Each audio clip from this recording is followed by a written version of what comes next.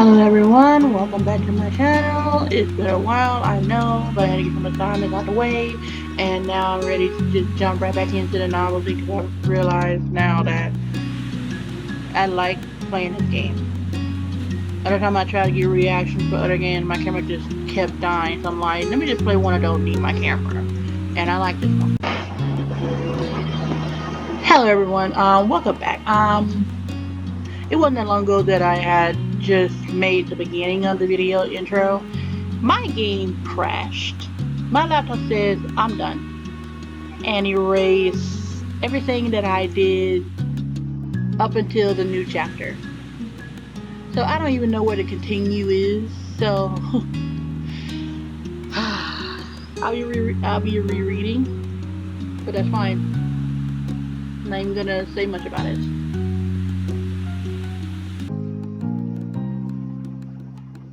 This much I know. I need to start saving in the middle of gameplay now because this was ridiculous. I'll never get tired of that view. You stood beside your moms, Lizzie, and Cole as the five of you watched the sun dip into the ocean somewhere far, far away. You like to imagine it cooling off in the water, resting itself before being ready to shine brightly again tomorrow. That was a fun day. I didn't know they had magicians on the shopping strip now. Neither did I. Oh no, we're all so dull. Let's get out more. He didn't do real magic, Mom. How did you figure that out? Duh. 'Cause I know that's not what real magic looks like. Oh, Lizzie dear, there's all kinds of magic in the world, she ain't lied. Lizzie gave Mommy a suspicious look but didn't dispute the claim. She don't know how. You looked over at Cole, who hadn't said a word since you started home. I think I read that right. He didn't look upset though, just content. You're aware he still hadn't quite warmed up to your parents. Well, we can't sit out here all night. Time to hurry home and get cooking. Who's helping with dinner? Lily immediately let out a groan. Mom, summer's almost over. The protest was obvious. You could practically see school on the horizon. You certainly didn't want to spend your last bits of freedom cooking dinner. You could do that any other day. Okay, hold on for a minute.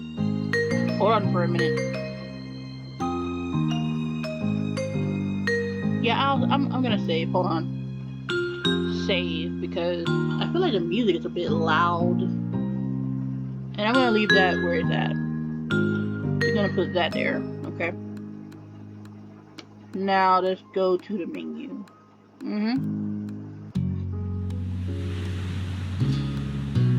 I knew it.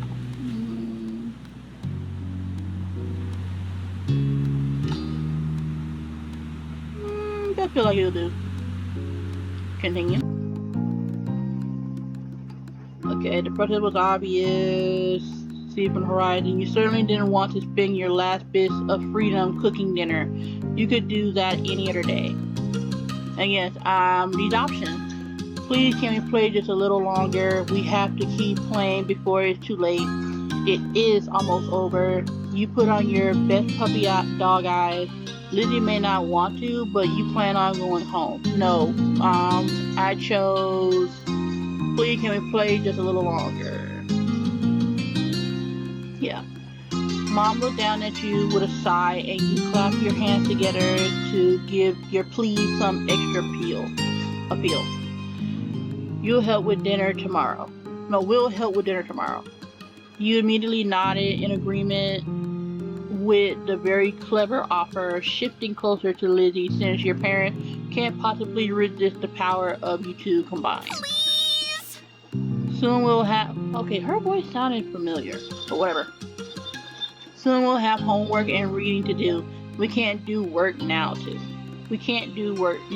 Okay. Lizzie made her case and then stomped her foot into the ground. You mimicked her, feeling that would add something to the argument. Okay. Well, No. oh, come on, Pam. I can help you with dinner. Mommy leaned in for a hug, and you knew that you were very close to victory. Okay. Alright. But as soon as dinner's ready, you lots are coming inside. Understood? Yes, Mom. Yes, Mom. Cove, dear, you're welcome to join us as well.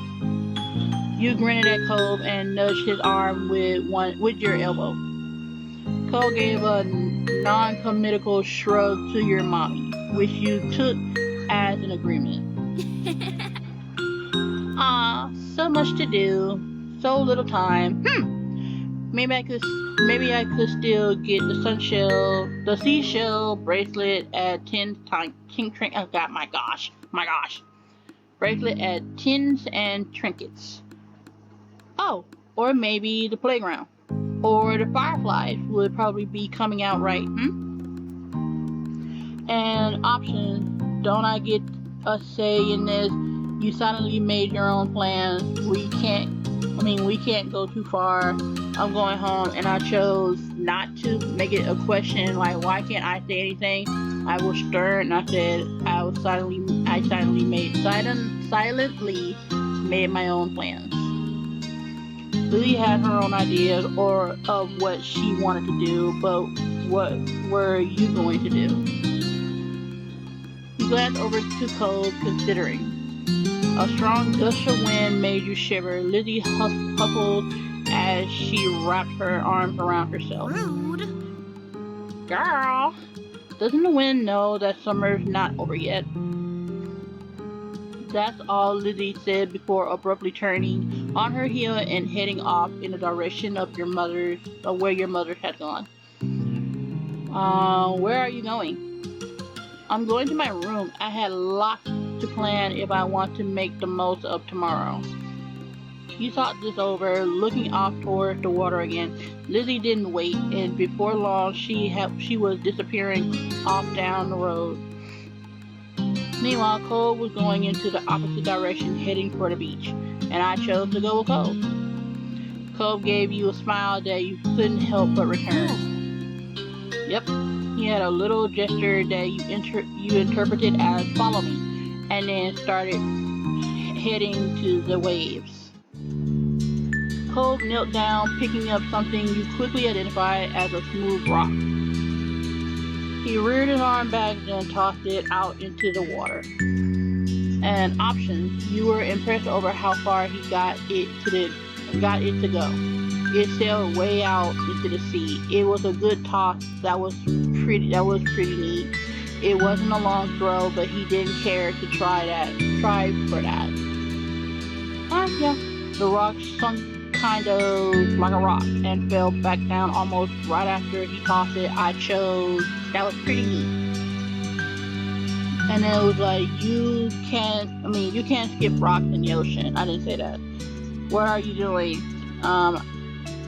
Yeah, I didn't do that either. You looked for your own rock. I chose my own rock. Decided to join Cove. You searched nearby for any rocks or shells that you could throw to. You found a shell that would suit your purpose, a smile growing as you tossed it as hard as you could. It landed with a wet-sounding thunk a few feet away and slipped down into the water. When you looked over at Cove, he didn't seem to notice that his throw had been more impressive.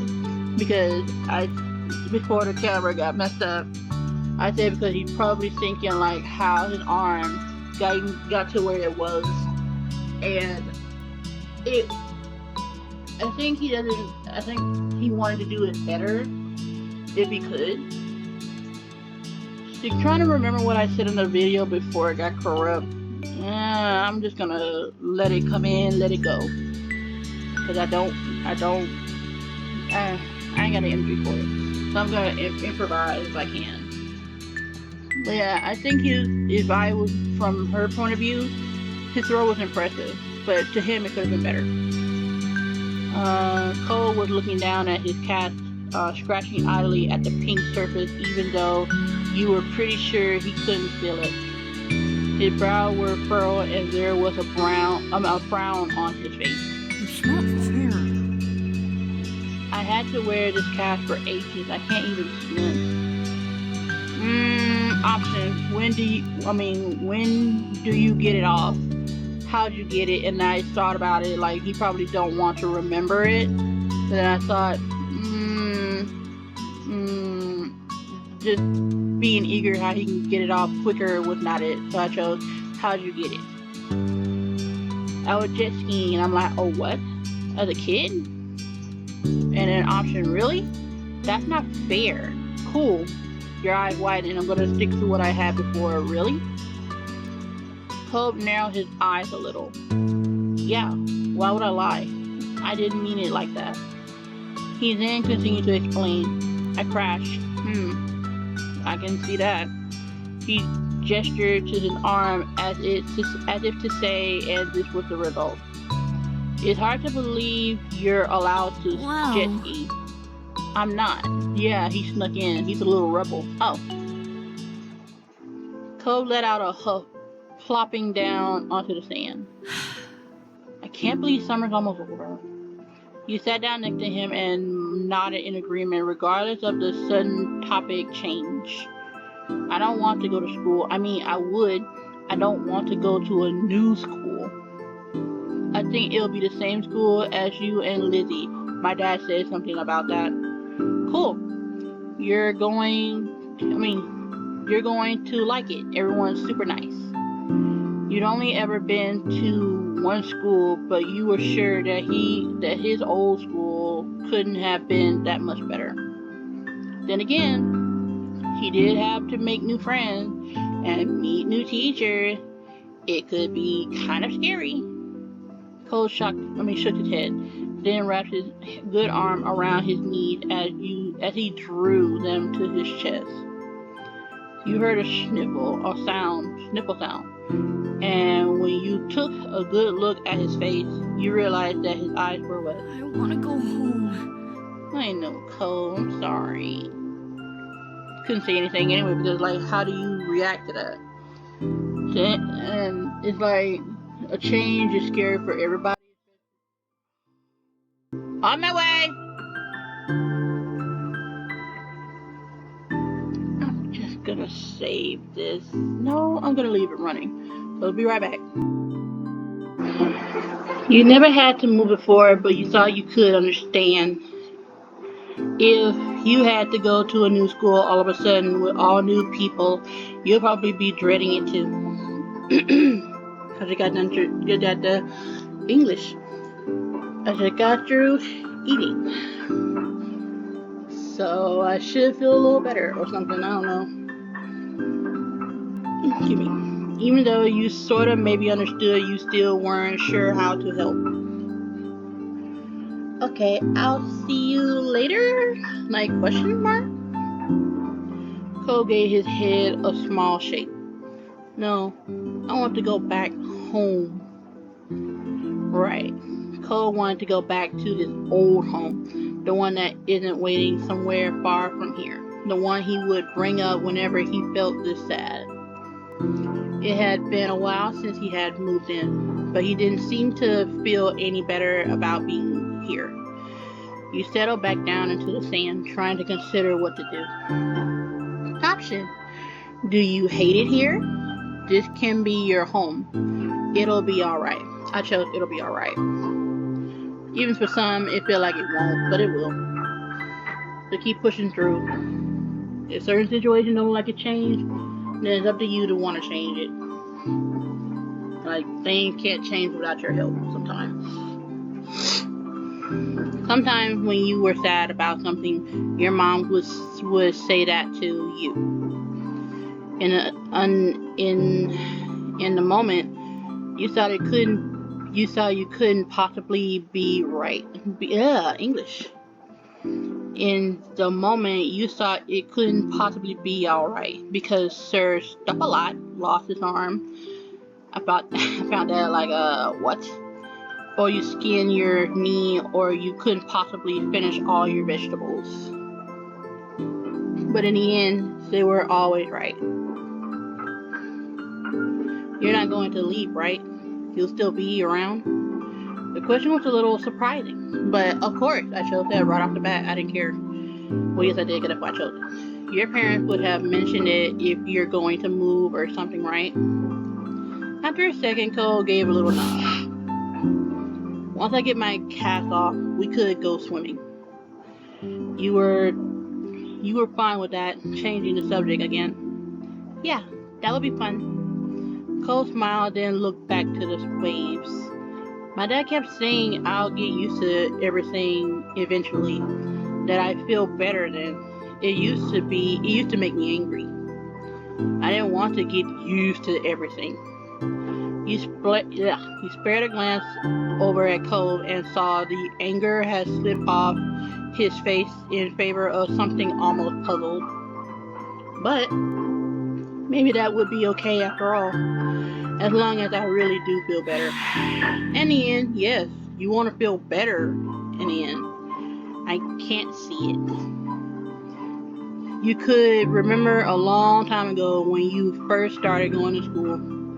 You have absolutely not been okay with the idea of being away from your parents for most of the day, to listen to strangers tell you what to do and sit with kids you never met before.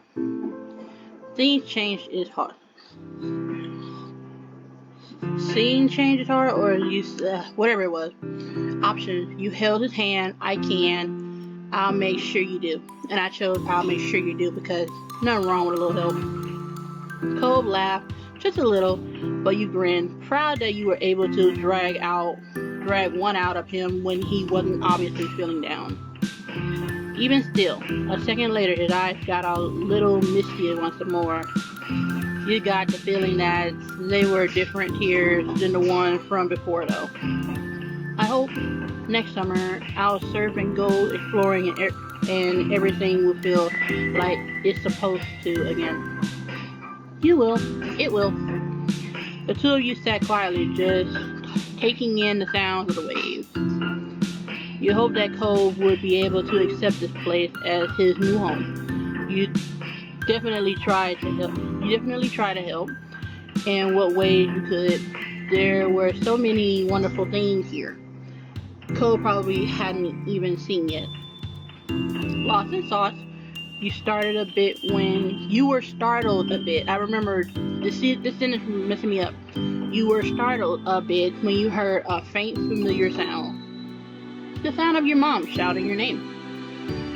You look over your shoulder, realizing it was probably time for dinner. Time has really gone by fast. You stood and dusted the sand off yourself. My mom's calling. It's time for dinner. You should come. Cole looked up at you, expression screaming, reluctant, yet ultimately, okay. When you smiled, Cole returned with one of his own. Amateur. And that was shook me. I'm like, I'm reading and I'm about to say it's saints, but he said it before me. I liked it. It was nice. Where you were right then. But the two of you couldn't stay there in your own little world any longer. You were being called forward. So the both of you ran off towards your house, leaving the waves and summer behind. Amazing!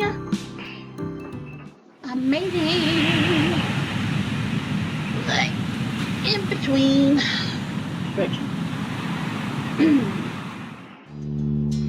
And I like this part. So I'm thinking, we're teenagers now. Like, change my hair, change a little something about myself. But I can't even tell if this is a child's face anymore or this is a teenager's face. But I do know I wanted to change my hair. And I know which one I wanted after so many experiments. After so many experiments, this is the hair I wanted once I get the front one started.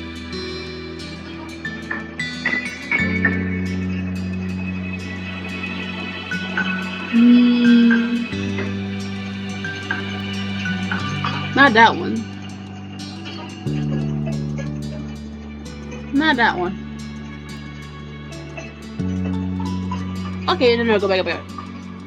That's it. Got my forehead all out. And I'm cleaning my glasses right now, so I usually would just hurry up, but no.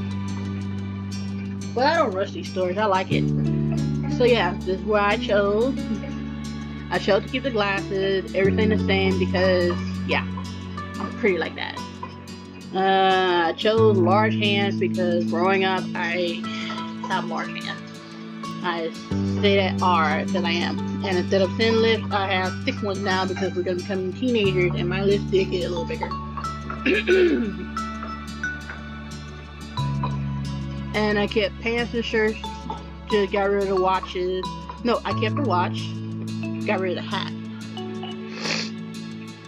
And yeah, I think that's about it. Oh, never mind, I couldn't change these. Oh yeah, I can. At first I thought I couldn't change it. But now it gave me options on my comfort zone is relaxed. My interest for cold is found. Not crushed yet. I think.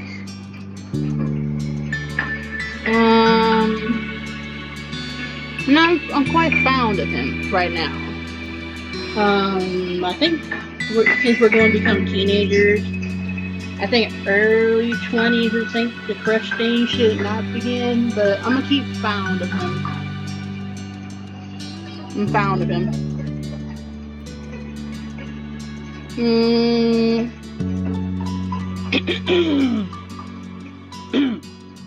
Clear my throat.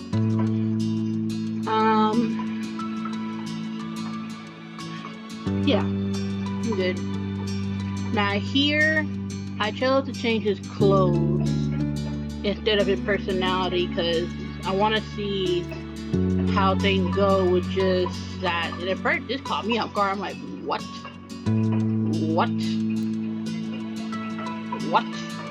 Like this shirt it threw me off. I'm like, no. But if my character is a teenager and he's a teenager, I don't feel as guilty because it's just me. It's not just a character you can just throw in and not feel like you. So I changed from this shirt to this shirt. Changed from these pants to these pants. So there's more options for shorts, pants, whatever. So I like those to go with that shirt. Kept the hair the way it was because this is the other result. I like this messy hair. Glasses, keeping it because, hey, he had them growing up, and I'm not about changing your look just for views or for a different reason. But for me, I like to keep my glasses if I can make them thinner because I'm tired of having glasses that can cut me or cut somebody else. You know. But his wrists, there, and I wasn't feeling them. And I needed to keep the beads right there, so I kept the beads right there. Then I took the necklace off, and I'm like, he looks fair. Put it back on. Then I like this shirt because the other one was just plain blue, which I'm okay with, but I like this now that it was just the setting. Hair's the same. So it's like, do I want his hair pulled up when you go to sleep?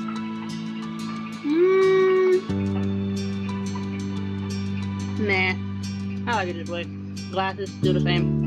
And I didn't want to change his personality, so I didn't want that because what it would be like if you kept the setting of his personality the way it was. Like people like to change other people to fit their needs. I'm like, can you really handle the person for who they are?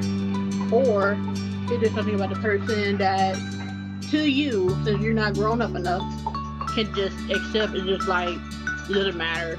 Still the person that's behind all of that stuff. Now this was fine until I saw this. I was intrigued. So I flipped back and forth to see if I would like it or not. See, the black and gray is fine, but this really did pique my interest. Like I like it. I like it a lot. And we were done. August ended, September began. It was time to go back to school. Lizzie groaned and complained the entire first week. She hated going to classes. Still, there were interesting things to do that couldn't be done anywhere else.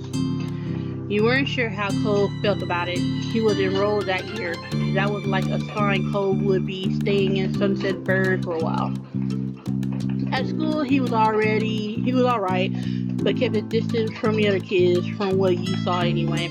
Whenever he could, Cole stuck with you like glue. He didn't mind that much what you did to pass the time as long as it was together. That year, the divorce of Cole's parents were finalized. You overheard your parents talking about it. Okay, Messy, shut up. Unless he shared openly, like seriously, saying Cole's dad got full custody. At first, he worried that meant bad news. It had made Mr. Holden cry apparently. Cause I was about to think like, did you not want the whole custody of Cole, or was it you still had to share him with the mom? It was my first thought, like, did you want him? But it turned out alright. Then you found out it meant Cole would keep living with his dad. He could only stay with his mom a few weeks of the year. Cole cried too for a different reason. You saw it. I wonder like why was he crying? It seemed like Cole and his dad might move again, but Mr. Halton decided to stay after all. Mom asked him about it once. He had said he didn't want to uproot Cole's life a second time.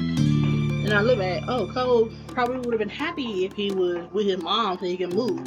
But then it's like, it's okay. Mr. Halton tried to get Cole to like Sunset Bird more. He kept encouraging his son to go out and see the place. Sometimes Mr. Halton volunteered you to spend time with Cole. He seemed very confident that it was an effective strategy. Cole never talked to anyone about what happened with his parents and withdrew whenever it was brought up. It was hard for him, yet nobody knew how to help. Eventually, Cole stopped crying on his own. You couldn't understand what had changed. Gross.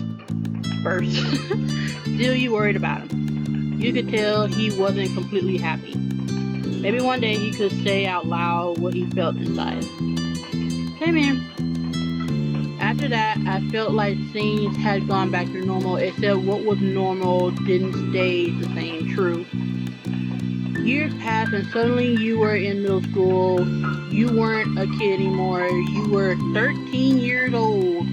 That officially made you a teen, even if your sister didn't agree. And I also said something about, I was literally 13 in the 6th grade, because 6th grade was not middle school for us, because it was two separate things. 6th graders were by themselves and our whole school by themselves, because that's when a lot of children start coming into one school from multiple elementary schools, and that's when they transcend us to middle school, which I found alright. Experiences suck, but hey, I had enough at one point. That officially made you a I read it already, my bad. The toys and crayons that used to litter everywhere in every free space in your room had been packed away somewhere, replaced by new hobbies. There were also changes too. Cole Cass got taken off. It was weird to see him without it initially. Underneath the pink plaster ended up being a long, thick scar that snaked across the forearm. Cole's cheek flushed with shy pride when someone drew attention to it. He also went through a major growth spurt. Yeah, I said that. He was the tallest student in the class for 2 years in a row. Cole will probably hold that spot again next time. And class people knew him for more than just being tall. He also stood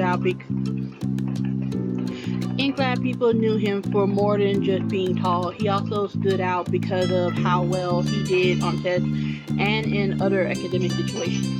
Over the years, he became more quiet and reserved. You didn't usually see him talking to other people.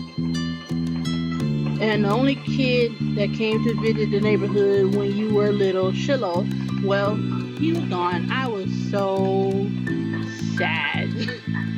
Not sad, but like eternally sad, because now it's like Shiloh is not there. I can't say Shiloh. We're not even gonna know what he looked like when he grows up. He and his mom moved back south because of her work just 1 year after Cole came to Sunset Bird.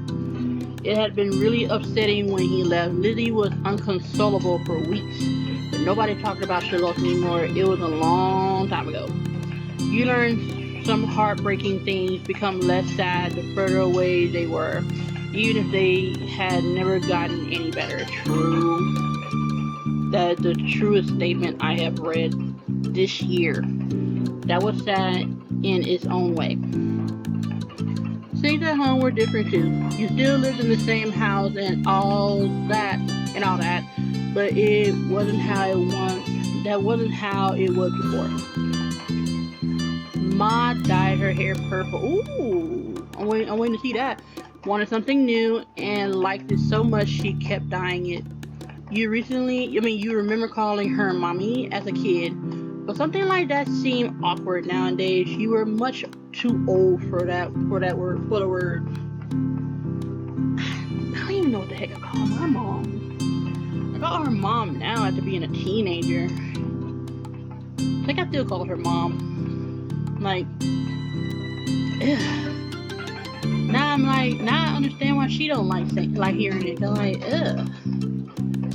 But then I don't know what her preference were when she heard us say it, but we didn't say it at all. So she didn't have much to worry about, but it's like when we started playing, like saying it, it was like she wanted to just I don't know, throw us away. Not really, she don't want to throw us away. But to me, it's like, I understand why you don't like that word. Heard it so much. Also, I think that grandma said it so much to her mother. My great grandma who passed away. It was so long ago, but I understand. You was not too old for that word. For real. Lizzie felt too mature for her nickname, too. She insisted on everyone calling her Elizabeth. So you did. Okay. Your mom soon gave her permission to go places other than the playground and shopping street, which she took advantage of. Your mom soon gave her permission to go places other than the playground and shopping street, which she took advantage of. You rarely saw her around the old neighborhood. Uh-oh. In fact, she hardly spent time with you the way she did before. Elizabeth is instead associated more and more with girls from school who were her own age. Maybe the difference between 13 and 15 was greater than the difference between 8 and 10. She started befriending new people herself, like Derek Suarez. He didn't live in the neighborhood or go to the same school. What happened was his and Cole's dad struck up a business partnership a few months ago. Since then, Derek would pop up in the area now and then. It seemed Mr. Suarez was happy to let Derek tag along with his work if Derek had the time for it. Without a doubt, everyone and everything around you had changed in small and big ways. You had to. As time went by, though, it was easy to settle into this new normal law.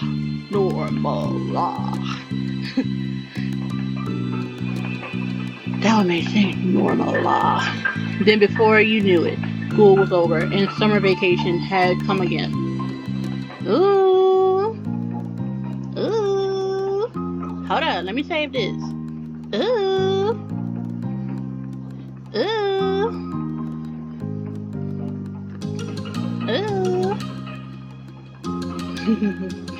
I'm so annoying. It was the first day of summer vacation. The sun was as hot as ever, but you were inside and away from its harsh rays. To be more specific, you were option snuggled up in bed, celebrating your time off by sleeping in, wide awake, about to head out to enjoy your time off. To be honest, even as a shelter kid I once was, if I knew what was out there, I'd be jumping out of the bed, man. But on the weekends,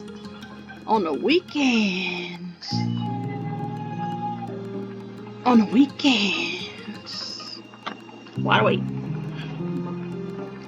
He made sure to slather on a generous amount of sunscreen so you didn't get burnt. You were looking in the mirror, studying the clothes you threw on when your bedroom door opened without warning. In the reflection, you saw Elizabeth raise an eyebrow. Lizzie? Okay, sis. Have you been staring at yourself this whole morning? No, girl. Okay, thank goodness, thank goodness.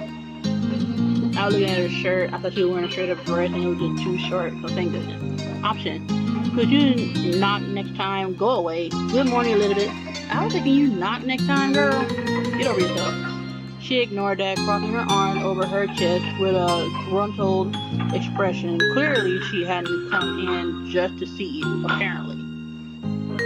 Mom told me to tell you that your friend's at the door. He brought some happy summer gift from Mr. Holden. Mom wants you to take it from him. Say thanks or whatever. Come on. Girl, shut up. So come down already.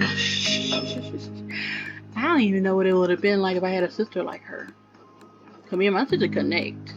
We had our feuds, but it's just like it got better over time. Option. Be right there. Okay, fine. Really? That's great. I'm coming. Oh, I put sarcasm in that one. My bad. Really? That's great. I'm coming. There's no explanation, but whatever. I'll be there when I'm there. Oof. How many people said that? My mindset wasn't that though, so.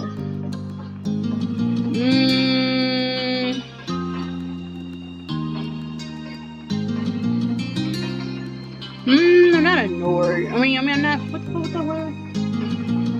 Whatever. I'll be right there. Elizabeth said nothing else and left, having done what was instructed of her. Now alone, you focus on the mirror once again. Option. Your reflection hardly even fit in the frame. You're very tall. Ooh.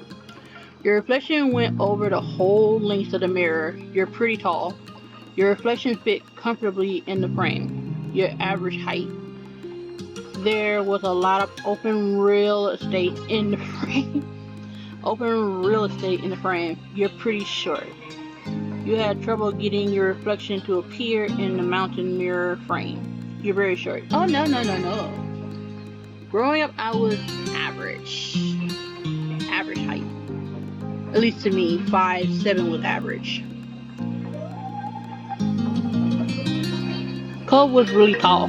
Derek was kind of short, and you were pretty much the exact height that someone would expect for a 13-year-old girl.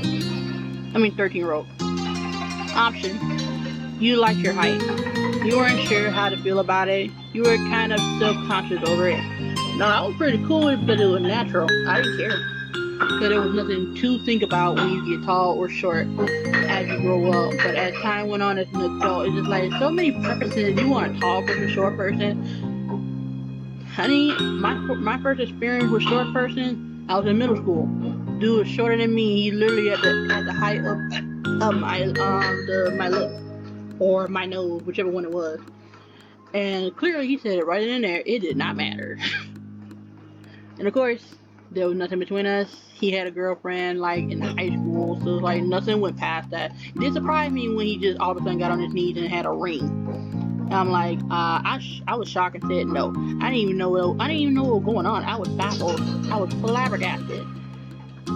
Nothing of marriage or anything came up in my head on a relationship, and I'm pretty sure, like, I don't know.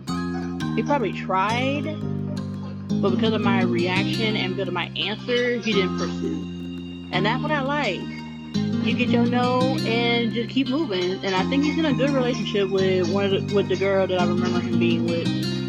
They were cute, to be honest. Short people are cute together. Tall, to be honest, I had a ugly experience with a tall person because at one point they got on my nerve, tried to bully, well, low-key tried to bully me, and I think they hit me, and then I just went ballistic on them. I didn't hurt them, or they didn't hurt me, but it's just like, I really need you to leave me alone. So either experience, I didn't have a bad experience with tall people at one point. There was this one kid. Okay, I'm rambling, but whatever. My story, my channel. First time with experiencing a tall kid, maybe my age or not. It wasn't scary. I was just very intrigued, like how a person can really be that tall. And they were from a prestige school or something. They were tall. And that was my first encounter that black and white people can be friends. They can be co-workers. They can grow up together. And so I'm like, well, that's good to know. Just didn't see a lot of diversity. But all in all, I had a pretty that's how life is experience as a kid. So now I'm just like, if it's normal, oh well. If it is what it is, it's fine. Like, I don't care. And I think I used to play around with the thought and an uncomfortable feeling that somebody who is grown and is the same size as my kneecap or is right there by my waist, it kind of tilted me off a little bit because to me, I'm like, children should be that size. But it took some growing up to realize that once I learned what that word was to call them, like not the midget word, we heard it so many times and it was funny, but now it's like, what if that was hurtful to them? So now it's dwarfism. But I wonder, was that a bad word too? I'm not sure. So I don't even want to say little people because that probably be belittling them. I mean, literally in the word, belittling them. So I don't know how many words that I can express that means exactly what it means. But I like to consider them now as citizens that come in all shapes and sizes. They're like all bodies come in different shapes and sizes. Healthy, not healthy, too tall, very, very small, baby size adults. I hope nobody forgot we used to have an 8-foot man. And they had the costliest funeral for him.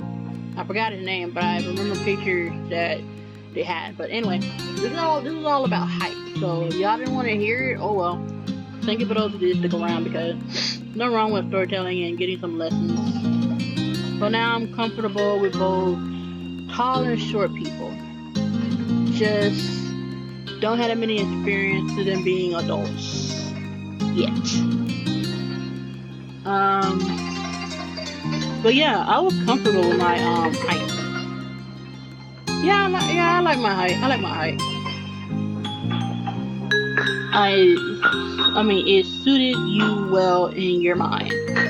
Yeah, true. Then you put the finishing touches on your outfit while reminiscing on the situation? Whatever. Careless as they had been, Elizabeth's words pegged your curiosity. You plan on going over to see what Cole was up to, so this worked in your favor. Your reflection grinned back at you. You were looking forward to seeing him. You left your room, taking an easy time down the stairs. Yeah. Let's see. Step 2, second chance. What's up? Do what you do. You spotted Mom first reclining on the couch. She held a magazine in her hand, which she was pursing through. Okay. Morning, Mom. She looked up at your greeting, a smile instantly appearing on her face. Thanks.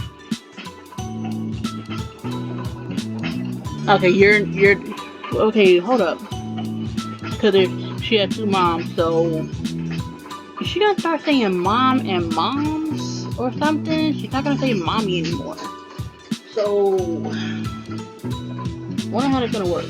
Good morning, Mama Teresa. Thank you for coming down. Ma. Okay, Ma. So there's mom and ma. Okay. Mom's at the door with code. He can't stay over today, unfortunately. Why don't you go and thank him before he leaves? You nodded and made your way to the front of the house. Just as she said, Mom was there making conversation. She must have heard you because she looked over her shoulder. Oh. Oh, okay, that dark purple is good on her. Look who finally made it. Morning, sleepyhead. Mom reached forward and you knew she was about to pat you on the head. What the heck? Heck no. She was taller than average, so you were little in her eyes despite being a typical size for your own age. Option. You let her do it. You happily let her do it. You tilted your body aside to dodge. Yep, that's me. That's me. You push her hand back and laugh. You push her hand back and groan. Dodge. Mom didn't bother trying to catch you. She simply smiled. Ah, you're the last one down today. You know that? Okay, sorry for that. Option.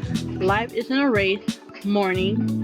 I was going to stay in longer, so you're welcome. Ooh, no. Sorry about the wait. Uh-huh. What did we get? We're gonna say morning. That's all?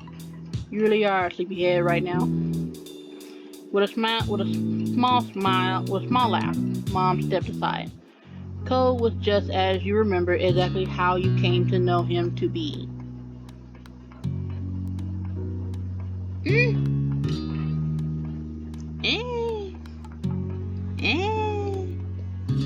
It's cute. Is that fruit? Is that fruit? That looks like fruit. Anyway. He leaned uncomfortably to the side in your doorway as his bushy hair covered part of his face. His features were pinched in embarrassment, and he shifted from one foot to the another. He was holding what must be the much talked about gift. At first glance, you figured it must be a banquet of flowers. Then you gave it a real look. No, instead it was carefully cut fruit. Yep, cute. It made a lot of sense that it was actually from Cole's dad. You had to express a laugh at this You had to suppress a laugh at this showing. You couldn't imagine many folks buying this sort of things for their own personal enjoyment. What kind of arrangement was built for the presentation? Likely to impress whoever was inevitably going to receive it. It seemed no matter how long he lived here, Mr. Halden would keep going out of his way to be neighborly, and Cole would always be roped into participating. Hey there, Cole smiled at the sight of you. The sting of this goofy rain. He was clearly embarrassed to be at ease, I think. Hey, Teresa. He smiled back. It was second nature to you. Cole had always been such a close friend ever since the two of you were kids. Hey, it's nice to see you. You too. Your grin widened even more. Every time he came, your mood was brightened. It was already shaping up to be another long summer with plenty of time for the two of you to have fun together. His awkwardness over the task started to creep back, and so Cole nudged the gift closer to you. He was ready to be relieved of it. And with that, the gift was accepted. Well, that's everything. Though he said that, he made no move to go. You could tell he was reluctant to. Oh, so he wanna stay, girl. He wanna stay. You look good. I'm not into surfer dude like that, or because there is none near me that I can't really say so. But it's cute. Option. Thank you. Thanks. You are too cute sometimes. You are too cute sometimes. Ugh, Emma Teresa. Just thank my dad for all this, okay? Okay, alright. Mr. Holden's behavior really was different from any neighbor you ever had. So after 5 years, you were used to his antics. You since made up your mind on what your options was. Options. He was nice. He was sort of funny. He was pretty weird. You didn't like him. He was great. He was great and kind of handsome. No.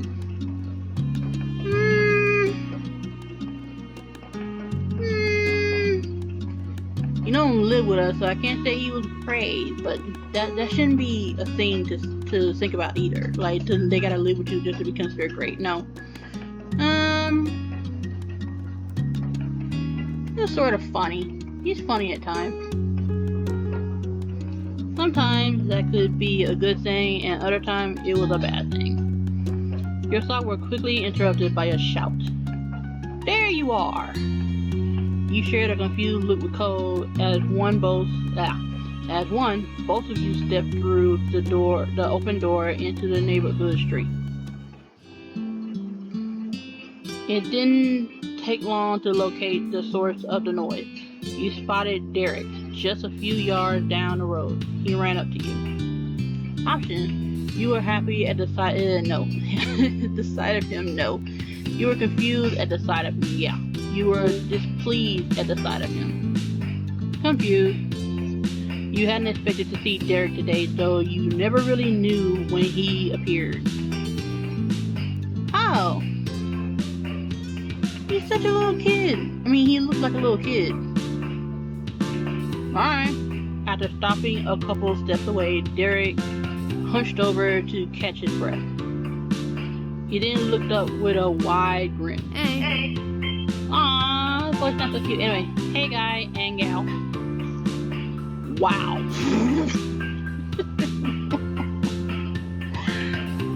I'm so displeased with myself. I thought he'd be bigger. Please forgive me. In the picture they made it in the screenshots they have on the website of Steam, I'm thinking he's gonna be huge, like huge overall. But anyway, let me get off that. Derek, I was just at your house, Cole. English. I was just at your house, Cole, but no one was there. Oh, so adorable. Anyway, should have figured you'd be at Aunt Teresa's place. Do you ever spend time in your own home, or are you always just here, just there? Derek laughed at his own joke. He either didn't notice that it was. Derek laughed at his own joke. He either didn't notice that it embarrassed Cole, or the embarrassment was what he was actually laughing. Maybe. Derek turned to you. He was going to say more, then his eyes widened and he gasped. What's that? You followed his gaze, unsure, then you realized what he meant. You were still holding Mr. Holden's gift. This is kind of like a banquet of flowers, but made of fruit. Nice. Can I have some? She's already expected to see him a lot, I guess. So option. Sure, we can share. I haven't even tried any yet. It's a gift from my family. I can't give it to you. Maybe you can have some later. Nah, but I don't expect to see him later. Not on a rude manner. Sure, we can share. Derek grew more excited by your words, bouncing on the balls of his. Awesome. Then he nodded his head as if to clear it. Anyways, that's right. I came here because I needed to say something big. He paused, possibly for effect. There's some other kid here in Sunset Bird. Oh, so you like the announcer when a new kid is here? Okay. That sounds cool, I guess. Or weird. Okay. Had to check and make sure my mouse wasn't. It's out. It's not on. Good. I would get worried. Anyway. Let me take a sip of my drink because I got nervous.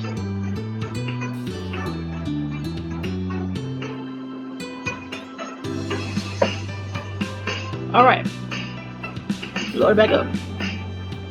Cole was as surprised as you were by the news. Such a reaction made sense. No one around your age had moved here since Cole did 5 years ago. Were they with their family? Maybe they were cutting through? Nuh-uh. The new kid was all by himself just walking. Did you talk to him? Nope.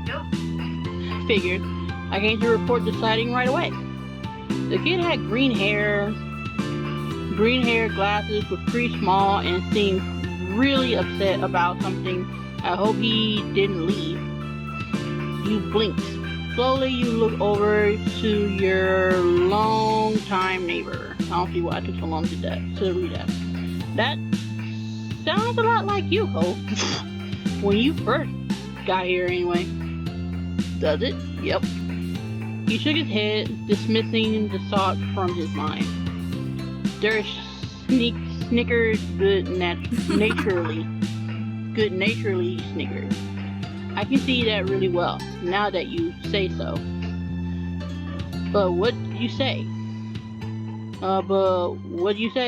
Let's go find Cole's look-alike. We should all meet him. Sure. I'll do it. Sure. I want to see who this person is. Derek grinned, then he pointed down the street the way he came. Did he blink real fast? Or did I press the button too fast? Anyway, last I saw him, the mysterious visitor was going this direction. Nothing else needed to be said. The three of you were off, with Derek leading the way. Derek brought you to the beach, and as a trio, you made your way down the shore to the old playground. You walked the familiar path in a comfortable silence. Then you were almost there. You spotted the kid in question. His bright colors almost shined like a beacon beneath the rays of the sun. He scuffled around, kicking at the sand as he paced. It was true, he certainly seemed upset, but you didn't think he was sad, like you had originally pictured. No, with his erratic movements and scrunched up expression, he came off angry. You started to have doubts about this expedition. Maybe it'd be better if you left him alone and let him sort himself out. You shared a look with Cole. He was equally reluctant to start up a conversation. Derek didn't feel the same. He waved wildly, calling out to the boy. Hey guys, over here. Oh. What was I expecting when I saw this kid? The kid whipped around, an expression scowled, carving deeper into his face. His eyes were tired, but a strong, hostile energy still radiated from him. Ugh. What is it? What do you want? The sharp tone made Derek flinch. He shifted on his feet. What's your name? Jeremy. Was that it? No. No, I'm Derek. That's amateur and Cole. We're just walking around and saw you. We wanted to say hi. There aren't a lot of kids our age in the neighborhood. Yeah, so, it's cool to see someone else here. Strangely, Jeremy grew furious by your response. If steam could erupt from a person's ear, it would have happened then. They did bring me somewhere stupid. Of course, I knew it. Huh? What? My parents. Ugh. They're the ones who brought me. I didn't walk to this town. Can you not figure that out on your own? I'm like, no duh. If you could walk that far, this'd be a crazy experience. But no, you're like a walking toad to me. Thank you. That's a little insult, but it doesn't seem like it's gonna bother you any. Right. My dad brings me to Sunset Bird too, when he has to come for work and all that stuff. It's not bad. That earned him a glare from Jeremy. Derek winced beneath it, glancing away. It was a struggle to remain friendly with this Jeremy guy. I mean, I wouldn't want to come here for a real vacation probably either. That's an understatement. This doesn't count as a vacation. It's a waste of time, a chore. My parents' family is nearly. My parents' family is nearby, and we just had to come see them. Ugh. Wait, are you the grumpy old people's grandson? I know y'all didn't forget about them, like the mean couple, the elderly couple. So I'm thinking, like, is that their grandson? So I'm like, I hope the whole family ain't mean, but if so, like, how the heck did that happen? If they're your parents' family, doesn't that make them your family too? Ugh. That's a pretty good reason to come by. Did you want to go somewhere else? No. Ugh, dark. Jeremy crossed his arms with a huff. He turned away. They should have gone by themselves since they cared so much and left me alone. He left me home. But I'm not allowed to be by myself. I mean, what the heck were you trying to do? It makes no sense. They're the ones who don't know how to do anything. And I'm the kid. Options, since we're gonna have to be dealing with this kid for a while until we leave. But by the way, Jeremy got a nice jersey. That's a nice jersey. I need to get me a jersey. Option. You kept quiet. You shouldn't talk about your parents like that. I'm not in the authority to tell them what to do and what not to do. Sorry, it must suck being forced to do something you don't want to. Two should have been there, but okay. We just said hello. You don't have to keep complaining at us. True. Calm down, you don't have to yell so much. Nope. You peed in your cereal this morning. We prefer who peed in your orange juice? No, who peed in your apple juice? But no, I'm not gonna say that. I'm gonna be sentimental, if that even counts for this kid. As if that does anything. Of course it doesn't. You turned to Cole, lowering your voice. The two of you aren't that similar after all. Jeremy must have had good hearing, though, because he caught the private exchange and scuffle. Okay, kid, you get on my nerve. Of course we're not similar. My eyebrows aren't stupid. Cole's cheek flushed crimson at the insult. You couldn't be sure if it was out of embarrassment or anger. Maybe both. Come on. Options. Ugh. What? No. Cole's wavy eyebrows are so cool. How can you say that when you got a bowl cut? Do I want to start a fight? Anyway, don't listen to him. They're really unique and special. Well, they are kind of. No, we're not about that. Apologize to Cole right now. You can't treat people like that.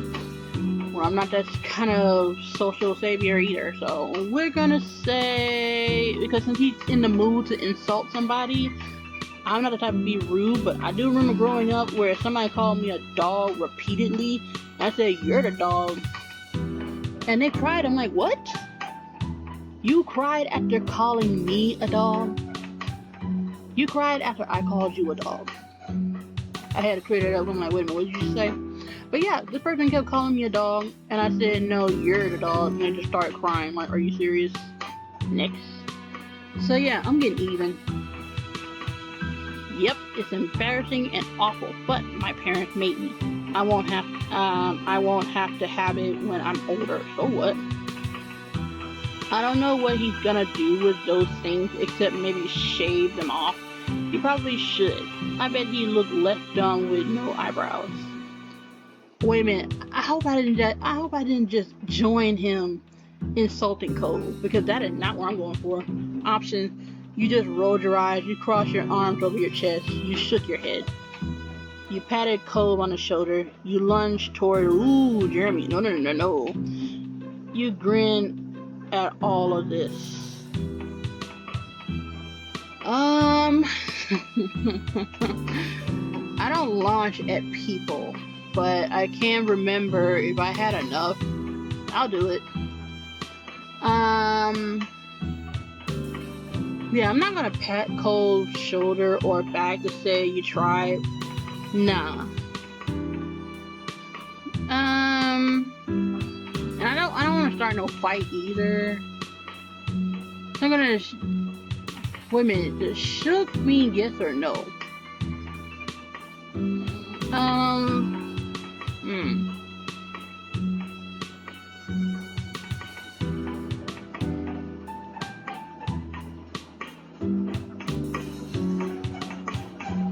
Well, I mean, we're both crossing our arms.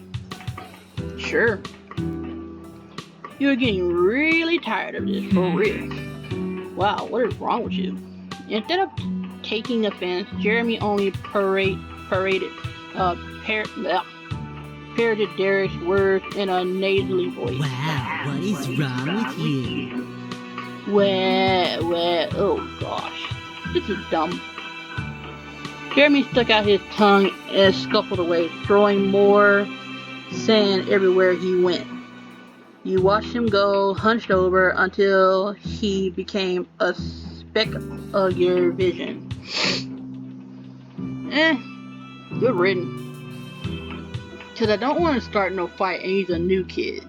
Then you're going to walk around and say the new kid bullied me. No, the kids around here bully me for being a new kid or something like that. Silence rings in his wake. The three of you tried to process what just happened. I can't believe it. What a mean kid. Derek wasn't kidding. And by the sound of those earlier complaints, the new boy Jeremy was going to be in the area for at least a little while this summer. I mean, he's gonna be around for a while. Derek sighed in dismay, plopping onto the ground. You followed, and Cole did too shortly after. There wasn't much else to do. This sucks. I know, dude. I was hoping we could meet someone fun, hang out, maybe. I like his attitude. He shook his head. After a moment, he slowly turned to you with a hopeful expression. But you know what would really improve today? He didn't say it like that, but I did. What? He didn't respond. Instead, he used a hand to point right at the fruit arrangement that you were still holding. Really? I was still holding this thing? Thought I left it at home by now. You completely forgotten at that pause because I was looking at Cole and like, oh my gosh, we're really teenagers. I don't get this many things from growing up. So I hope in my next life it'll be something like this, just a little bit. You completely forgotten about it during the mini drama that unfolded. You had gotten used to the wait. Glancing over the Cove, you noticed he was eyeing the fruit. He must want some too. Well, we're all sharing, aren't we? Option. I need to save it. Why not? Let's eat. Yeah, why not? Let's eat. After dealing with that kid, somebody's throat is parched. Derek perked immediately at your words. He reached out for a skewer, hesitating slightly once he was inches away. Yeah. You nodded with an eager grin. He plucked out a prime row of fruits. Okay. I don't know what took so long. I don't know. I never met a kid like Derek before. I think I did, but because the characteristics are so different, I never met somebody like Derek, personality-wise. Nope. We're all grown up. Nope. No such thing. Cole grabbed one for himself after him. Only you were without a skewer of your own. Really? Really? I said design earlier? Are you serious? There's not that many anymore? Option. You took a pineapple skewer. You took a grape skewer. You took a strawberry skewer. You took a melon skewer. Not great because I almost choked on one when I was at work, and it didn't matter if it was green or purple or red. Pineapple? Nah, it's too splooshy. I learned that. Strawberry will do. Melon is alright, but I like strawberry. Strawberry was a bright red and beaconing you. It was the obvious first choice. Derek ate a pineapple skewer enthusiastically, finishing it with a moment. This is awesome. I mean, amazing. Whatever. Cole continued munching on his, making a small noise with his mouth full. Close your mouth. Hey, you two remember the land before? Oh my goodness, the land before dying. That fruit thing makes me think of it. The dinosaurs all liked the leaves that were shaped like stars. I grew up on the land before time. Yet all I remember is my expressions were just like Littlefoot and Sarah in one. Like it wasn't a lesson that was in the animation in the movie. It was the expression. How you can tell if you are just like that character based off expression and action. No lesson until later, but yeah.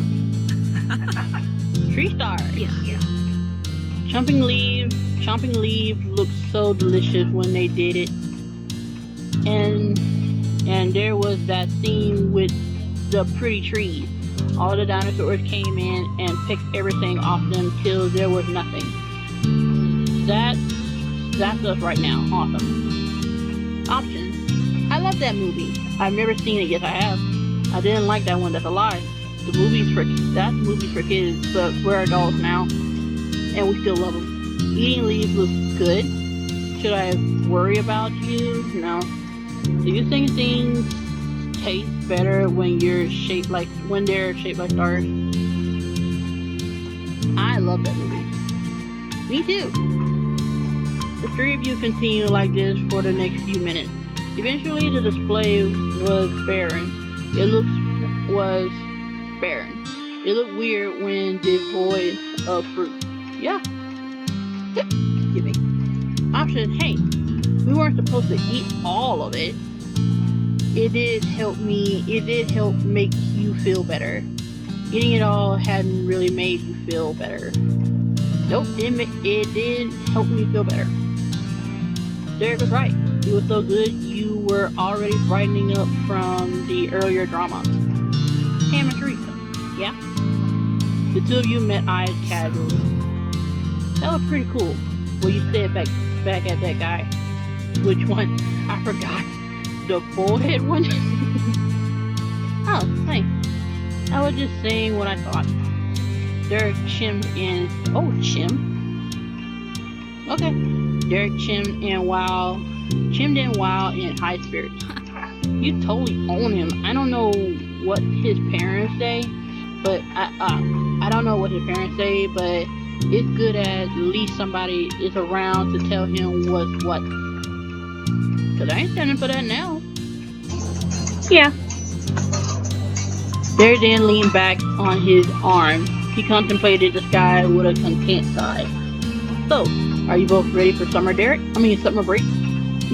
Summer Derek. Options. Yeah. No. I'm not sure. Are you? How's someone supposed to be ready for a break?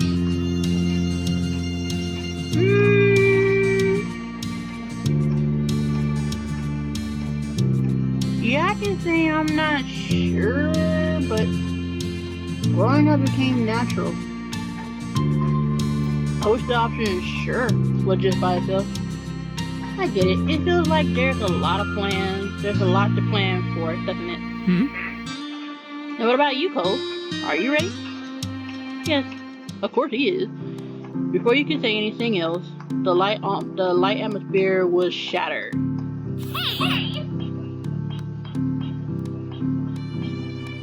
You know what? I'm not even mad, because as soon as she popped up on the screen, I'm like, oh, why? Why you? Hey, I'm a Teresa. I know she said it in a different way, but whatever. You glance over your shoulder to see your sister. She strode closer and closer, appearing none too pleased. About what? I've been looking all over for you. Ma said you and Cole ran off with the thing Mr. Halden bought for you. Oops. She leered over you with arms folded. So, where is it? Well, it's gone. Well, what do you mean gone? Move over to the side to face her completely. She zeroed in on the banquet in your hand, which was now populated exclusively with skewers dripping in juice and tiny flicks of leftover fruit pieces. Her mouth dropped open and the tone of her voice rose. What? Seriously, Emma Teresa? What were you thinking? It was supposed to be for all of us at home. She glanced at Cole, who sat beside you, and continued mockingly. Even if you did have English. See, she messed me up with her attitude. I don't like that. Even if you did have Even if you did have an end with the delivery boy, it was up to Mr. Holden. Oh, was she gesturing like just because you like him, that gift was still by the dad or something? Cole gave you a bent smile of support, which didn't help disprove her accusation. Like, at least you know, honey. At least you know. Option. Sorry, Elizabeth. Get over it. Well, the morning's been kind of a disaster. We were hungry. It wasn't us. A seagull came down and ate it all while we weren't. Come on. Even they know there was no seagulls down out there at all. Let's see. Which one would I really say?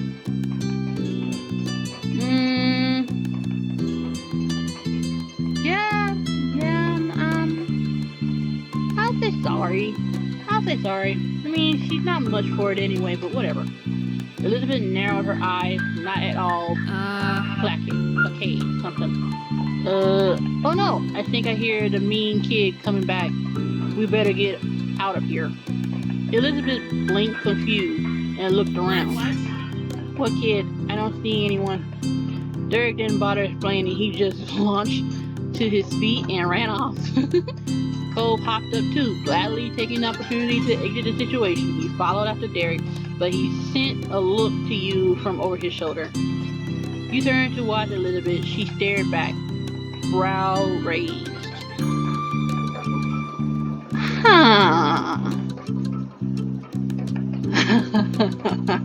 It's the summer. Option, you ran. You stayed. Run, girl. Without a word, you two got to your feet and bolted down the beach. Unimpressed, Elizabeth rolled her eyes. Whatever. You shook your head as she walked towards the house, not bothered whatsoever to follow. I mean, of course. But I wish I had that energy. I wish I had situations like that where we all collectively just run. Looking back now, I think I envy people who actually had enough connections with other kids their age to actually do that. Cause all I saw was growing up, well, not growing up, I can stop saying that now, was watching Vine, and they make a skit where if you laugh at a phone, everybody scatter. But it's just like everybody bolting from a person who could potentially either pummel them to a pulse or they'll yell your ears out. But most likely if they can run just a medium but you can run faster, that was funny. So hopefully I get that in my next life because I need to get my knees straightened up. Meanwhile, the three of you made it back to the shoreline. Derek pumped his fist, grinning in triumph.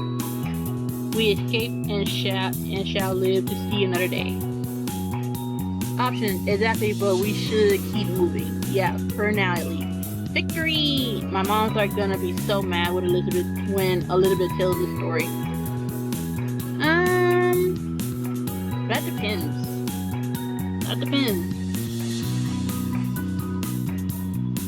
But I guess I can feel a little remorse, but not right now. Yeah, for now at least.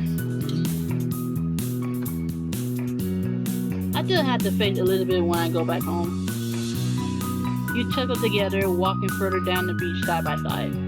You definitely wanted to stay outside a little while longer. You had gotten a bit of a scolding from your moms for not saving any of Mr. Halden's gift for Elizabeth. But you didn't get any real punishment for it. I understood. Instead, while you were out with the boys, Elizabeth returned home to share the news. The three of them went to get dessert on their own. Cool. It was declared even by your parents when everyone got back and the event was settled. That was a while ago now. Later that night, you found yourself seated near the kitchen counter. Your fingers drummed on the surface as you waited, your gaze trained on the phone. Never had that experience. You were waiting on a call tonight, specifically from your cousin Leandra. Or Leandra. You didn't want to miss it accidentally.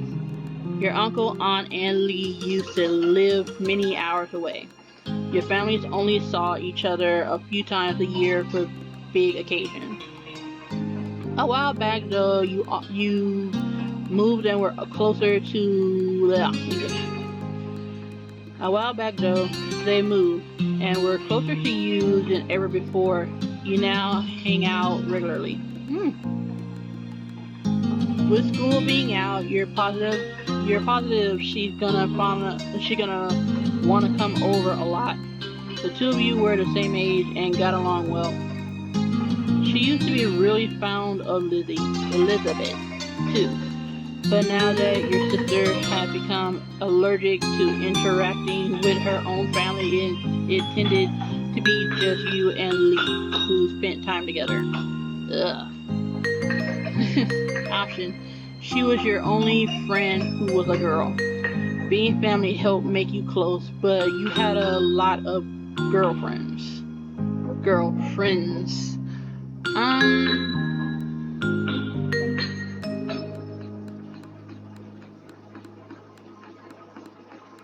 That depends. Like how far, like was it really, really far? Because I'm all my little cousins on my mom's side. It was rarely I saw my late dad's side, so I can't say any of us became close anyway. Besides maybe seeing the guys, maybe just the two little cousins that we had at one point. The only friend that was a girl? No. I didn't have none of that with any of the girls in my cousin circle. We were not connected, and I don't envy why we weren't, because things happen when you're around certain environments and certain people that can also influence your mood. And if it's family, despite how much distance you have, and you know you got the freedom to come see us, I don't know. I just feel like it's so different. I mean, I can only say like if we all had our own house, that maybe it'd be different, but it probably wouldn't. But so that, yeah, this is puzzling me. Like, is it because we're family that we became close, or is it because I have a family member that's near, but I have lots of friends that are girls? No, I didn't have a lot of friends that were girls. It was short because with guys, it was just natural. Nothing was forced, nothing was said, just for us to hang out with each other. And when it was time to just disperse, there was no forcing yourself to want to keep seeing them. So things happened. That's how we saw it. At least that's what I think. So, But since she said that, well, I can finally say me. I'm a Teresa. Since she said that they gotten close and they've been hanging out a lot,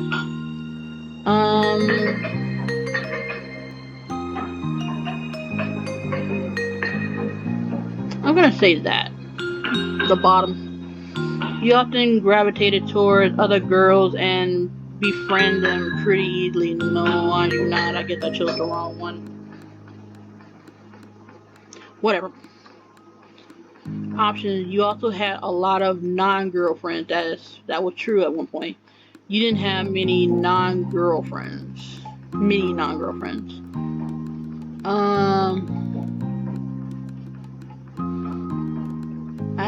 have non-girlfriends?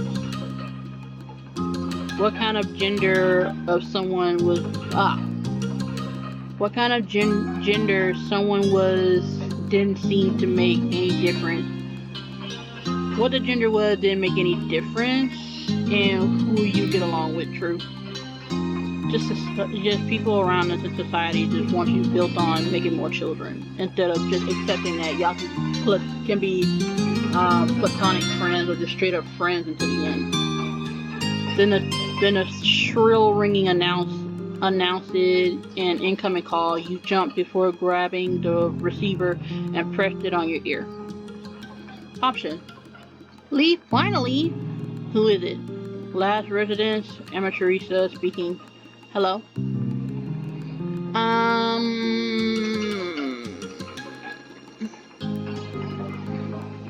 I'm gonna say hello. Hi. Lee. Hi, amateurista. It's Lee. Oh. If Ariel was straight up human and not a fish. I'm glad it's you. For a second there, I thought it might be someone else. Be one of Elizabeth's friends. There was static on the end, as if Lee was shifting wherever she was. So, can you believe school's actually over? I thought it'd never be done. True. Wait, she looked like Mom. Not Ma, the other one, but Mom. Now we don't have to do any of that boring stuff, and we get to hang out wherever we want, whenever we want.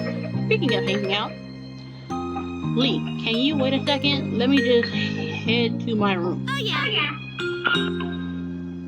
You got up from your seat at the counter. Luckily the phone was wireless, so you didn't have to worry about any cord lying you down or bring you down. I'm gonna say bring you down. Your mom had a rule about not moving the phone unless a call was in progress, which is why you've been sitting by his cradle waiting for Lee to call. Option: Your mom could be really unfair. You thought that made sense. You didn't like it, but it had to be that way. Sitting by the phone and waiting for a call, then get up with the phone. I guess that announced that unless someone is calling you, you can take the phone to your room or wherever you are. But as far as taking the phone and then go making a call, it makes sense. Because they want to know if you're there or if you were there to get the call. I'm gonna say it makes sense because I usually don't take the phone from the living room or the kitchen just to take it to my room for no apparent reason, because I didn't have phone numbers. For real. I didn't have a phone. And when I did, there was nobody calling. I didn't call nobody because I didn't have nobody's number. I'm in elementary school, what the heck? It was nice to keep everything in its proper place. But now that Lee had called, it was okay for you to go upstairs to your bedroom and talk to her. You made your way up the stairs smiling. After you had arrived, you shut the bedroom door firmly behind you. You took a seat on your bed. Actually, now that I'm looking at my bedroom, I actually like it. This is actually what I would have wanted my bedroom to look. More monitors though. Alright, I'm here. Hey, did you know the girl down the street from me has her own phone now? A cell phone. She doesn't have to wait for someone else to stop using it for anything. Wow, really? Yeah. The thought of someone having a phone that was all their own seemed unbelievable to you. Right, I wish I had one too. But my parents said I couldn't get my own phone until I'm more grown up. Wow. I wish they'd changed their mind. We could call each other every single day and no one would be able to stop us. How great would that be? Option, really great. But wouldn't I still be using a home phone? Too bad. That's so far away. Yeah, it'd be really great. Like, I literally have a phone right now and don't nobody call for real. What they do is literally strictly business. Yeah. We could even stay up late talking about whatever we want. I remember doing that with the old 6 years crush. But that was so rare, and it only happened, I think, twice, or 3 or 4. I don't freaking remember no more. But I still say congratulations in my head because they're taken. Lee sighed softly into the receiver. At least they said I could have it someday. I can't wait. She sighed dramatically because it still means you don't have one now, girl. That's what she's saying. I bet I'm not gonna get one until I'm all the way in college. Cool. Squeezing the phone between your shoulder and your ear, you puffed up your pillows and made yourself more comfy. It was strange to think of a time when normal schools would be over, and you have to choose whether or not to go to college. School was such a big part of your life right now. It really is. Slowly, it's not becoming one because now I need to grow up. Not just grow up, but like I need my own place. Now I can see the reason why I need my own place. Option. Study didn't come easily to you, though you tried hard. Nope. You worked hard. You worked about as hard as most people and got pretty average results as well. You never tried much, but you still didn't do that bad. You didn't bother at all in school, and your grades reflected that. Everything in your classes came easily to you. You worked hard for your excellent grade. Except math. Yeah, everything else became like a breeze, but I have no memory of always making A's or B's. And I didn't care about A, B honor roll because at least A, B, and C was there. I was cool. Like I was living in alphabetical order. Dream. Okay. Yeah, I'm gonna choose that one. Everything in your classes came easily to you. You soaked up information as naturally as a sponge absorbed water. And you had yet to worry about school being hard for you. That was true because I just did the work. It wasn't until I got into college I had to really think about my grades. Options. You felt a lot of pressure to maintain the high grades you had last year. Nope. You hope to do just as well this year, but it wouldn't be a big deal if they dropped some. Well, that was true in some cases if I was still in elementary school. But, like right now, nah, I can't afford them to drop. You were confident your grades would remain great. Nope. You had no plans on getting excellent scores this time around. High school wise, middle school wise, I don't mind them being the same. Your company grade would stay the same.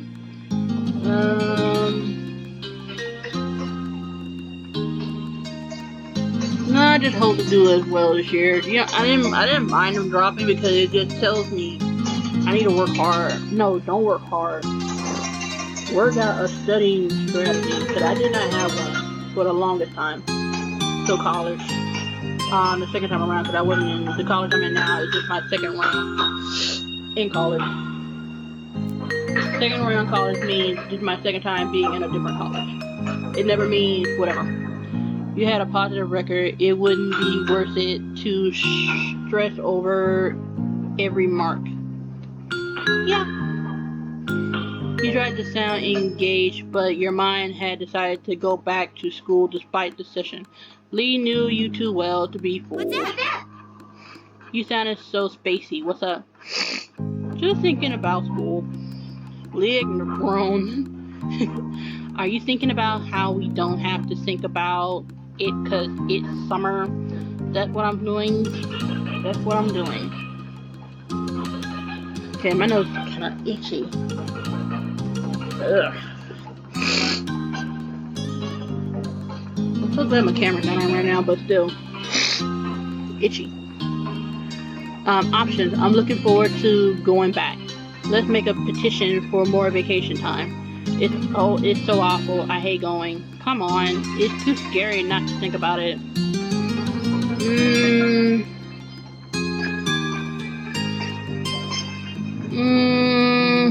Let's try and cheer her up. A petition. Yeah. Everybody in the class would sign it. Maybe some of the teachers too. Yeah, I've seen the teachers stay longer than students. I'm like, isn't everybody supposed to be gone? Like, don't the teachers grade the papers in and there?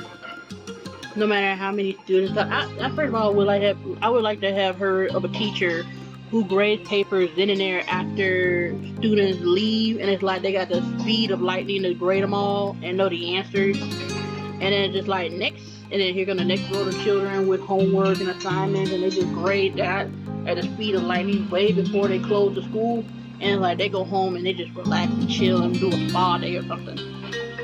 Then do it all over again. I'm like, I would like to have her teacher do that. But no, they gotta stay. They got meetings. They make a school plan. Like, what's everybody going to learn the next year? I'm like, god dang. Can't every school in the United States and everywhere around the world have the same curriculum? So everybody can know what to expect? But we'd all be too united if that was true. Though I guess school isn't all that bad, you can do some good things there too. I mean, not too. There's some good things there. You can just do more when school's out. True. We're really having a conversation. Wow. Option. Learning new things can be cool. Gym is pretty great though. I like gym. It's the easiest way to hang out with people not in the neighborhood. The cafeteria lunches at my school could be better than they had any right to be. There's nothing good about my school. I like the gym better, to be honest. Like, studying is cool, but the gym was everything, because that's where you go to relieve any pent-up frustration. On the court, playing basketball, baseball, football, bowling, tennis racket, tennis, like, relieve it. There was all sorts of sports stuff during gym. But yeah, it can be fun sometimes. Yeah, you're not a very athletic. We are really having a conversation. I don't even do this with my cousins. Oh my gosh. Option. Learning new things can be cool. It's the easiest way to hang out with people not in the neighborhood. The cafeteria lunches at my school could be better than they had any right to be. But that was all. Oh, we're really gonna go through all these? I like hanging out with the people in my well, not in real life, but in this game, yes. Cole, I guess now Derek. Then there's Elizabeth. But man, it'd be cool we saw Charlotte pop up again. Yeah, learning new things can be cool. We're really having a conversation about all of them. I just wish everyone did okay with how they taught the things, not just some people. Me too. Oh my goodness. It's the same option, except now we got the neighborhood one and the cafeteria one. I'm gonna say the cafeteria. Lucky, mine boring.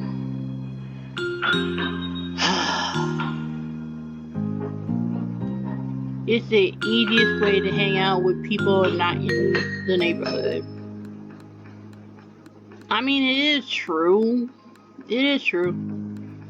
If I didn't go to school, I'd never meet anyone new. No one really comes here.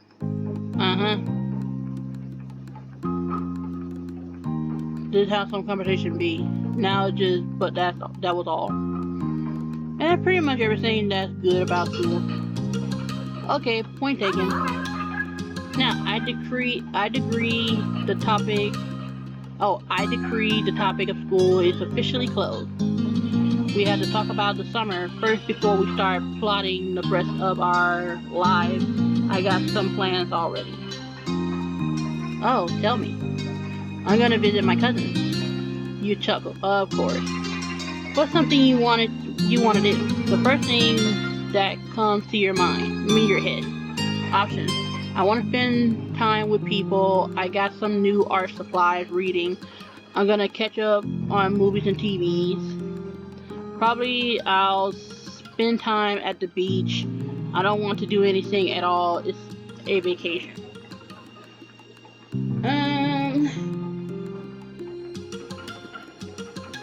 I was a very artsy kid. Still am for a bit, but now it's technical. Well, y'all know. It's on a channel. Y'all follow. But I used to draw a lot. Before I played a lot of games in the summers. That much I can see. It was passing the time because there really was nothing to do. Besides taking care of the dog, but even the dog stayed outside 98% of the time. So, I'm gonna say catch up to movies and shows. Cause I still remember Bad Girl. And a whole different personality just came to me naturally. I need to do that too. You lean back in your bed, settling in as you continue chatting with your friend. Even though it hadn't been that long since you saw her, and you'll be seeing her soon. You found plenty to talk about. For one, the events of the day. You sat up straighter. Okay, now we finally talking about that kid, huh? I hope it ain't so good. And if you like that kid, it's gonna be an interesting story. Like, do you like this boy if you meet him? Like, girl, you should see his nasty attitude and everything. I was drinking my drink while the long pause existed. I was getting harsh. Anyway, she straightened up faster. I was with Colby and Derek today, and we met a new kid. Like, at your neighborhood? Yep. His parents are visiting family, so it sounds like he'll be around for a little while. I don't know how long. What was he like? Okay, that was weird. I never do that. Options: creepy, mean, weird, kind of interesting.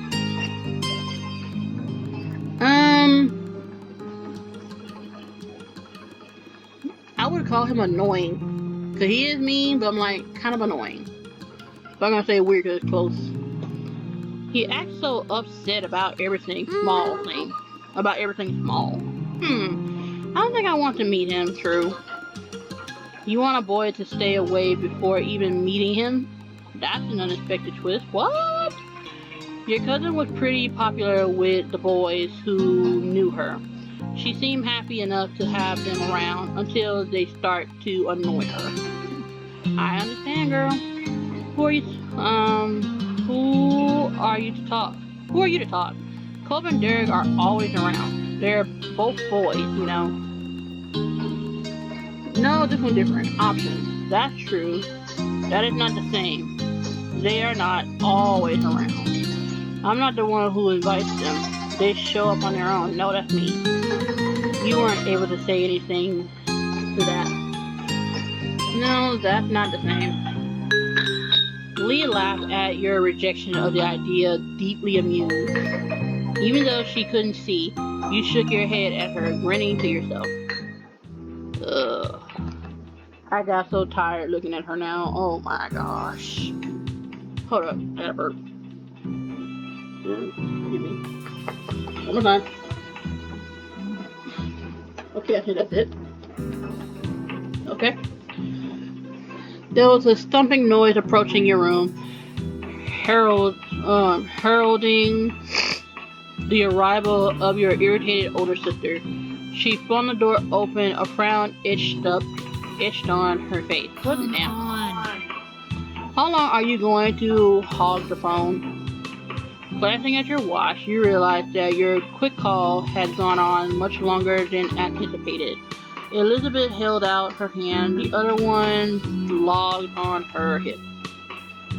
she noticed the realization of your face. Time's up. Ooh, I wanted to just stomp on her foot. But I'm not violent. Option. Gotta go. I'll see you soon, okay? With a sigh, you said your goodbye to Lise. Sorry for being long. I'm still using it. No, get out of my room. So if you're keeping up to the family rule, I'm just gonna sigh and then say goodbye to Lee. Lee, I have to go now. Okay, see you soon. Tell Elizabeth and your moms I said hi too. Elizabeth doesn't care. You barely press the end call button when Elizabeth whisked at the hands. Elizabeth whisked the handset from your fingers and began dialing someone new as she strode out of the room. Rude. Your mom's voice called from the downstairs. Hey, has anyone seen the phone? I'm using it. With that, she shut your door behind you. She's very generous. My family don't do that, but they're doing it now, so I'm grateful. Silence was left in the awake. That was one way to end your first day of summer break. Sometime later, it had gotten dark, and you laid in bed wide awake. You know what? I would have liked to have this view, actually. And I'm thinking about it. Like, I only lived in one-story house. More like an apartment, but it still felt great. Like, I would have wished to have that view right there. I mean, they're on the beach, so where is this view? Maybe when I get my own house. Maybe. Or in my next life. Like, I'm really putting those two options right there. Sometime later, it had gotten dark outside. Yes, I'm repeating it because I was stumbling. And you laid in bed wide awake. Your window rattled all of a sudden. What the heck? Startling you badly. You flinched, staring over at it with furrowed brows. So I'm telling you right now, I'm ready to fight. There's no wind. There's no draft. There's nothing that should be causing that rattle sound. From your vantage point, you saw only the moon and an open sky. You were. Wait a minute, is this from one of the episodes I did in Step 1? Where Cole and I heard something. Nah. Option: scared, confused, annoyed, curious. I am not curious in the least. I'm annoyed though because I got annoyed. That noise scared me. And yet I still didn't see anything. At some point, I don't think we all want to see the noisemaker. Yeah, annoyed. What had caused that noise? True that. Sighing heavily, you sat up and moved closer to the window. You might as well find the reason behind the disturbance. Yeah, because I didn't get a chance to do the other one. No, I chose not to. Okay. To your utter shock, your gaze was met by a pair of familiar ocean blue eyes. Huh? Met with a pair of familiar ocean blue eyes. Cole? Yep. You squinted. Yep. Cole was right outside your window. Your house was very angular and some parts stuck out further than others, so it theoretically wouldn't be hard to climb around on. Why did I take so long to say that? Oh well. Still, just because somebody could didn't mean you expect it to ever happen. Cole looked awkward and unstable. His feet were braced against a section of the wall that jutted out. His arms flexed with the effort to keep him upright. Flexing. With difficulty, he waved. Then he wobbled, immediately dropping his hand in alarm. You hurriedly opened the window. Cole scrambled inside, nearly falling flat on his face, but he was able to run himself in the end. Something, whatever. Oh, I forgot about this shirt. He released a breath of, oh my goodness, English. He released a breath once he was steady. I think it's because I've been reading all day now. Hey, I'm reading. Hello. Yeah, I think my voice is telling me straight up. You only got a certain amount of time left. You know you ain't used to this. You at least went on for 3 hours, I guess. Option. What are you doing? What's up, Romeo? Sure. This sure is a surprise, but you're always welcome here. Is everything okay? What happened? You're lucky I didn't start screaming. Amazing. My dream has come true. Okay, what's up, Romeo? And the last one is funny.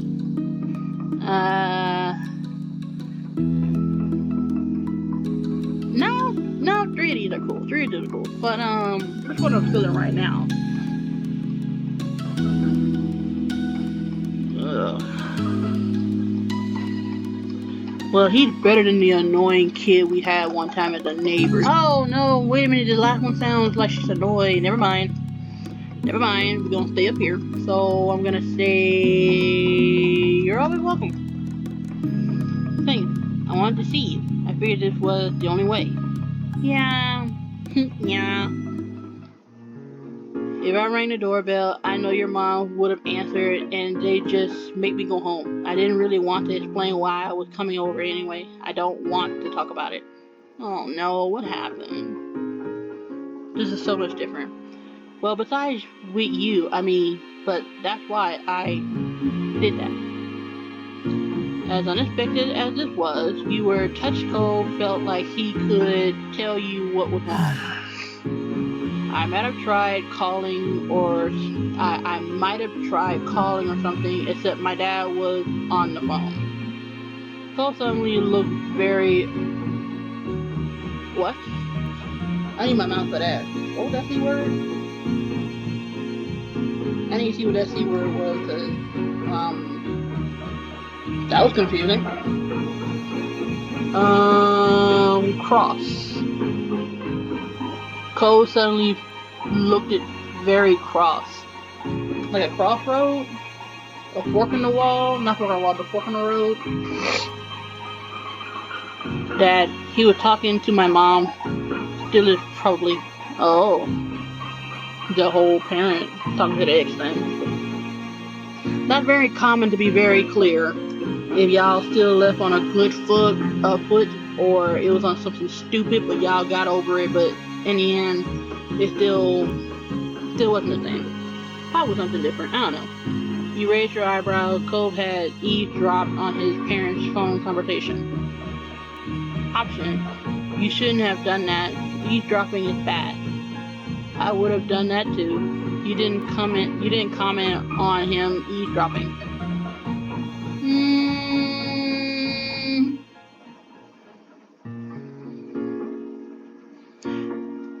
Yeah, we're not gonna comment on that. There were other things to talk about. Are you going to stay with your mom for a while again? Every year, Cole was sent off to live with his mom for a few weeks. When it happened may vary. Sometimes she would go during winter break, but usually he went during summer. Even though it was hard news when you found out he was leaving and you missed seeing him those weeks, you understood. To your surprise, however, he shook his head. That's what I thought too, but no, that's not what they were talking about. My dad asked my mom not to have me leave this year. He said she could come stay with us here. Why? Okay. You waited for him to continue, he didn't. The conversation abruptly dropped off. He couldn't help but stare at Cole. There was a completely mix of expressions on his face. What did your mom say? She told him she'd come. I know she's coming soon before school starts. Oh. You heard Cole talk about his mom a lot over the years. He'd tell you about past memories or what happened while he was visiting her. Still, it was one thing to hear about someone and another to actually meet them. Very soon you were going to see Cole's mom in person. You were taken aback by that news, so you could only imagine how Cole felt. He looked over his shoulder. He was pacing across the room, his features pained with dread. What, is he anticipating what the conversation would be like? Or what they'll be talking about?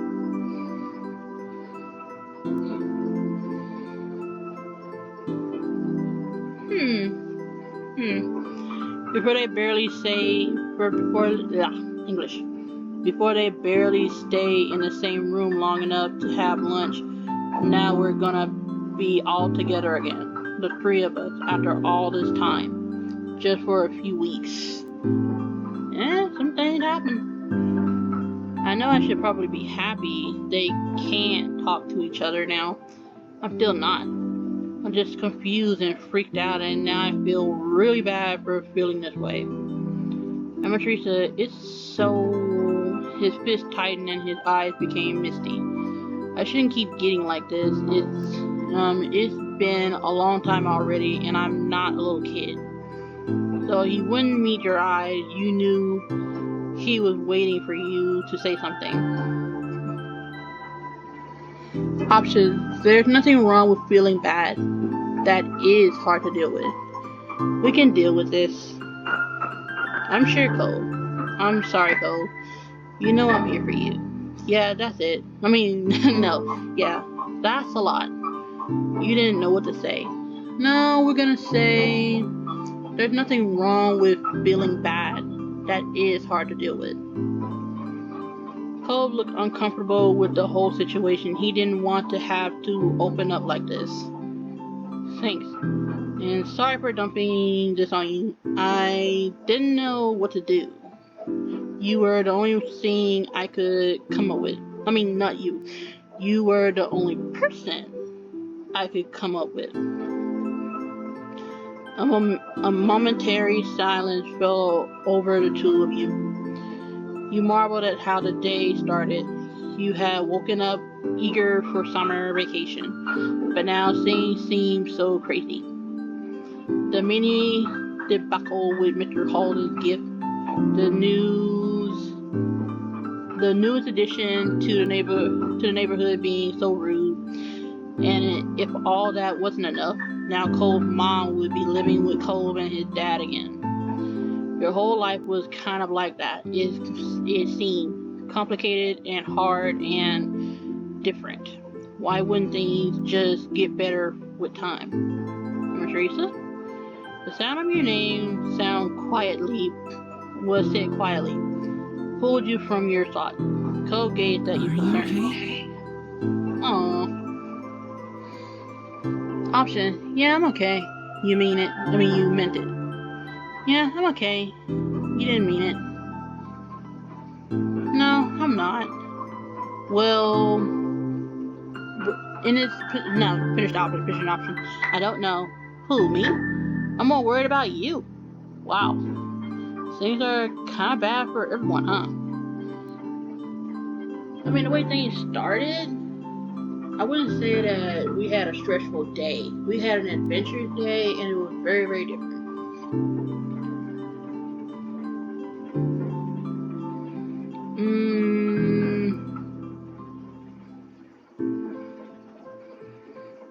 Well, the thing is, she does miss school, so I say her, but it's me.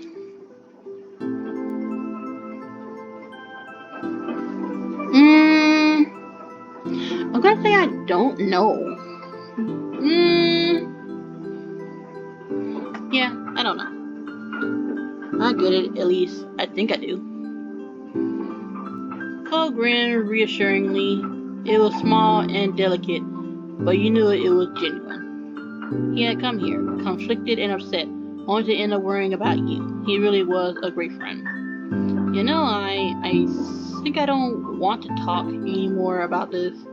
He looked away, his lips thinning into a line, and rubbed at his arms. But I kinda don't want to go back home either. Could I stay a little longer, just doing something else? He appeared equal parts hopeful and vulnerable. How could you possibly turn him down? Girl, I know, because like we don't take advantage of people. And we expect that same thing. Option. You can stay tonight, but we shouldn't make a habit of this. I've got a flashlight and some cards. Are you in? Of course, you can always stay here, Cole.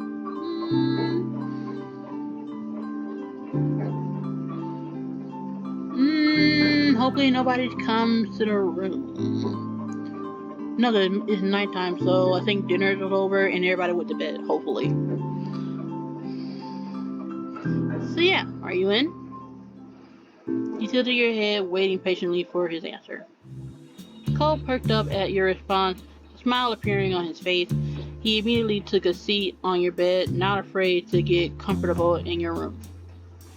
You felt a little better at the sight, however... No, not however, like to continue. You felt a little better at the sight, however. You still had a lot of worries, but you were glad he was here. And not just tonight, you were glad he came into your life in the first place. That was a change you never want to undo.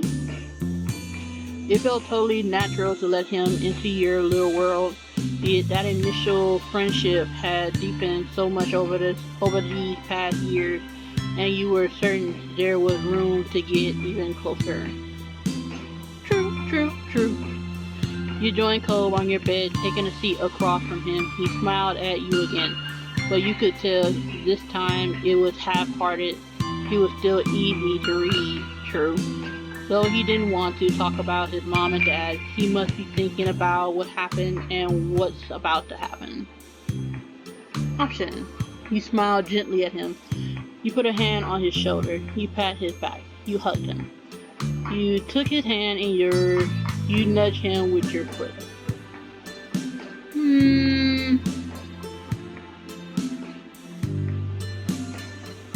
We're friends. Hug. You moved closer and wrapped your arms around him.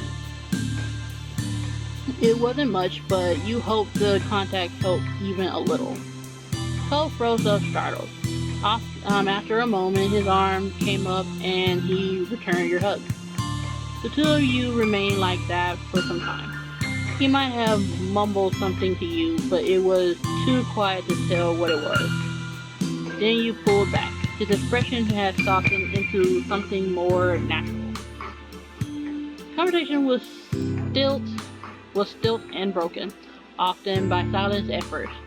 Then both of you were able to get into your usual condor, something like that.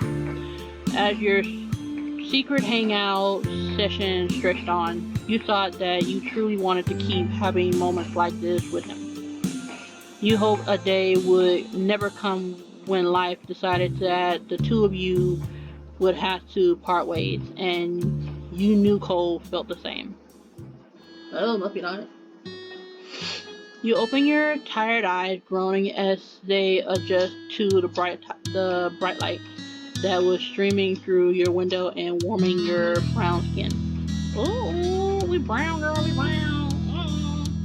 Anyway, with a loud yawn, you rolled over from the sunlight and blinked a couple of times, clearing the sleep from your eyes, before realizing with a start that it was actually morning. You couldn't remember even falling asleep. Cole had crept through your window during the night, and the two of you spent time together trying not to wake up your parents. You must have fallen asleep while you were hanging out, but couldn't put a finger on exactly when. Yeah, when. You wondered how late Cole had stayed before heading home. You rubbed your eyes and yawned again, contemplating whether you should get out of bed and get ready for the day, or stay snuggled up for a little while longer, until your gaze landed on an instant recognizable mop of pale green hair, and then bolted upright in ghastly surprise. Really? This is what we're doing? He never left. He was still there. In the morning. No, first of all, we're not going to scream. Option. Go! You laughed out loud. You jumped out of bed. You froze. First of all, we're not going to announce his presence by yelling because one, it is morning and I would have a headache considering that somebody else is in my house. You laughed out loud? No. You jumped out of bed. Froze because he's still there. First of all, is he on the floor or is he in the bed? That's the real question. Your muscles refused to move an inch and your eyes widened as you stared at Cole's sleeping form in absolute shock. Again, bed or floor? Fluffy bed. If your mom found out he had slept there the entire night, you would both be in big trouble. Realizing quickly that you really need to get Cole out of here before your mom or Elizabeth walked in and found him. You willed your body to get a move on and swung your leg over the side of the bed. Option. You whispered in his ear, you shook his shoulder, you poked him in the face, you tugged at his hair. No! You threw a pillow at him. No.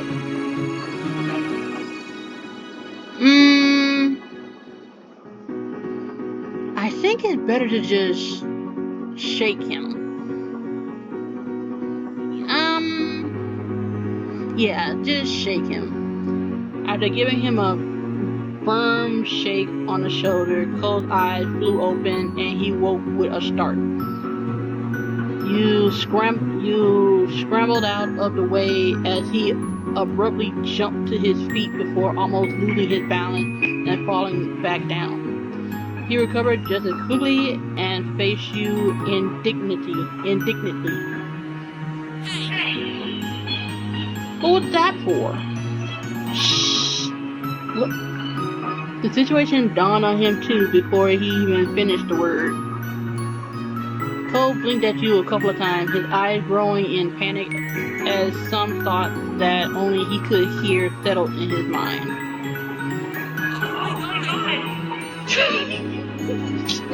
His voice, I fell asleep. Yeah, when did y'all fall asleep? That's the good thing to remember. Like if you could remember, when did you start falling asleep? You weren't exactly sure what to do as you watched Cole pace your room, looking around frantically. Honestly, that's why I'm like, shaking him is better than whispering, because even a whisper somebody can hear. Cole's hand flew on his face, letting out a sigh of relief when he found his glasses right where they were supposed to be. Despite that, he hadn't calmed down completely. The atmosphere was still frazzled. Okay, we need to get him to calm down. Option. It's going to be alright. We're going to be in so much trouble. Just calm down, settle down before moms hear you. You didn't say anything. Bull crap, you in my room. But first we gotta settle him down. First she said it's gonna be alright, but you know doggone well it will not if they find him. If they find him. No. Well, let's help him calm down. Let's just say, just calm down. He whispered to Cole, harshly trying to keep his voice down. We won't get caught as long as you're quiet. Cole nodded, his shoulders tense as he fixed you with a firm stare with his turquoise eyes. Letting out a heavy sigh, he ran a hand through his hair in exasperation. He couldn't look at you again as he spoke. I'll see you later. you were confused by how all of this had played out, but hope that was true. Right. Psycho. At that, you were suddenly wrapping up in a tense embrace. Oh. I don't know why I read it as if somebody from behind her came in, snuck in while they were trying to diffuse him to get him to be calm, and somebody just wrapped their arm around her, like, got you, like Elizabeth would do, but I doubt she would do that. At that, you were suddenly wrapped up in a tense embrace. As panicked as he was, this seemed to be something he couldn't forget before leaving. Aww. Thanks again. You're a good friend, Emma Teresa. And the thing is, I like that. When you're platonic first, before you consider do you like that person, they're like, thank you, friend. He firmly whispered a word into the top of your shoulder. Oh, he firmly whispered the words into the top of your shoulder. Okay. But you were let go before you had a chance to respond, or even fully react. In a matter of seconds, he had climbed over your bed and opened the window. A cool breeze rolled off the ocean, fluttering through cold hair, and filling your room with its salty scent. Cole anxiously stepped out onto the ledge. If only it was just that pure. Only if it was just that pure. Anyway, option. You wished him luck. You railed him to keep going. You suggested he sneak out the door instead. No. You urged him to hurry up. No, wish him luck. Good gosh. Good luck. Be careful. Be super careful. You weren't sure if he heard you or not, but he kept going along, one foot in front of the other, with increasing speed until his form disappeared out of sight. Okay, I'm like,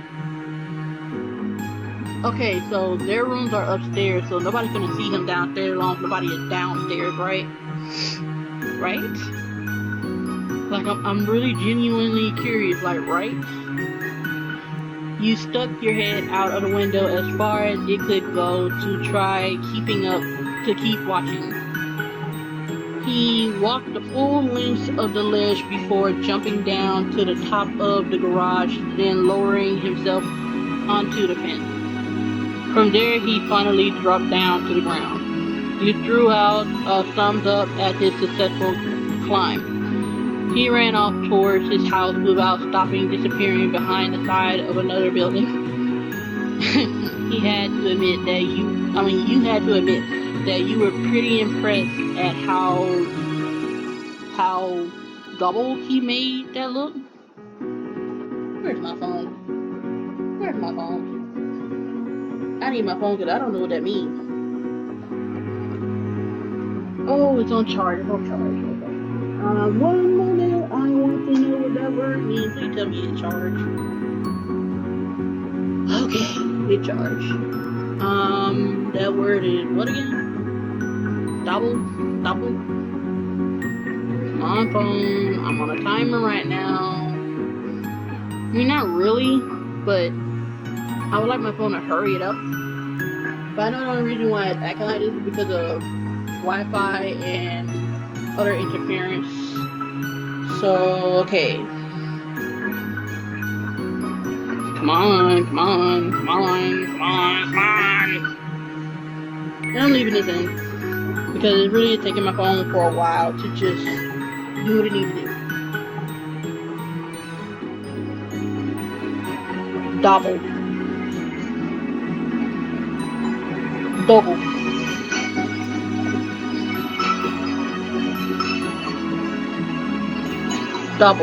It'll take it forever to hear what I'm saying.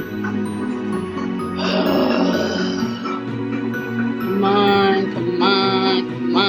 It ain't been that long. Come on. It hasn't been that long. Come on. DOABLE.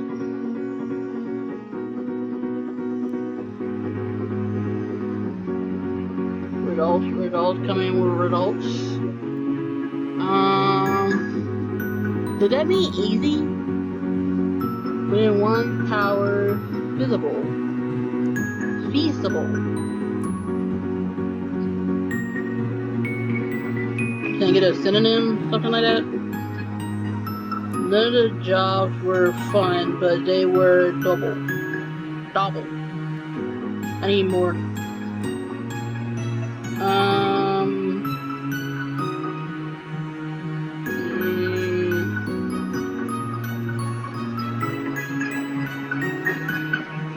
I guess feasible? Let me check what feasible is. What does feasible mean? Possibly to do easily or conveniently. Okay, it means easy.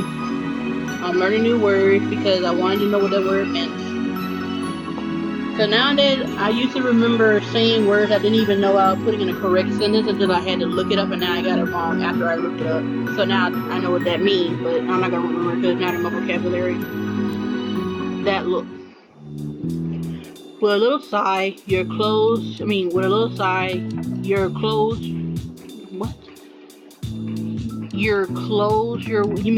close your window, deciding there was nothing more you could do. You hopped off your bed and got ready to head downstairs for the day. Options. You put on your slippers, you check yourself in the mirror, you made your bed, you just left. No, we're gonna make our bed. Leave no evidence. It was a habit of yours. You straighten up your sheets, smooth over your comforter, and fluff your pillows before slipping back and admire your work. Like, girl, leave no evidence. Like it was two of you there. Okay, you took the stairs slowly, attempting to mask your face until a look of innocence. How long we gonna keep thinking that that's gonna work? You were sure that someone would have come into your room if they had heard anything strange, but you couldn't be too careful. You had to play it cool. When you stepped into the living room, Elizabeth was there, tapping her finger on the counter. Good morning, Elizabeth. She looked you over immediately, her eyes squinting at the greeting. Why are you being so weird?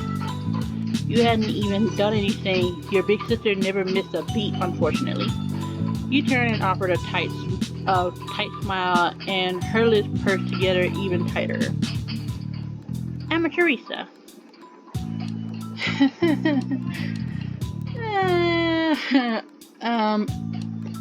Now make it seem like I'm nervous. Come on. Options. You shrugged it off. You clam up. Wouldn't you like to know? Sorry. You excitedly blurted out. You folded. Oh gosh, none of these sound good.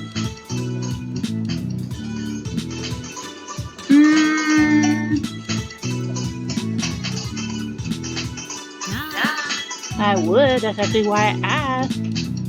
You shrugged uncommentedly, determined not to tell her a thing. Further suspicion squinted occur as she waited for something. But ultimately, she rolled her eyes, and you weren't sure if you were in trouble or not. She didn't seem to.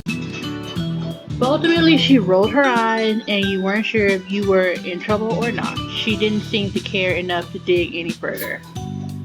Whatever. Then she walked away, and then she walked straight out of the front door, letting it slam shut behind her, and you let out a brief sigh.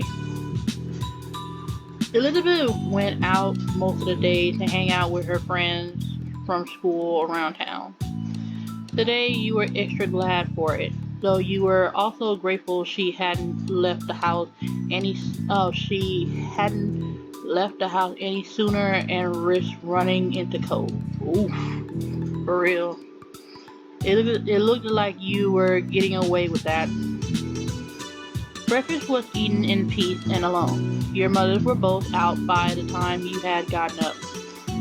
They had left you a serving of food from the breakfast they made. Hash browns and omelet, fruit salad, and there were a few sausage links. Options. You took a little bit of everything. You passed on some parts because they weren't things you liked. You passed on some parts because you were trying to avoid meat. You passed on some parts because you were trying to avoid animal products. A little bit of everything. I'm not gonna lie. It was tasty. You appreciate that there was variety in the meals your mom made. The day lazily drifted by at home, and eventually your parents returned. You whatever.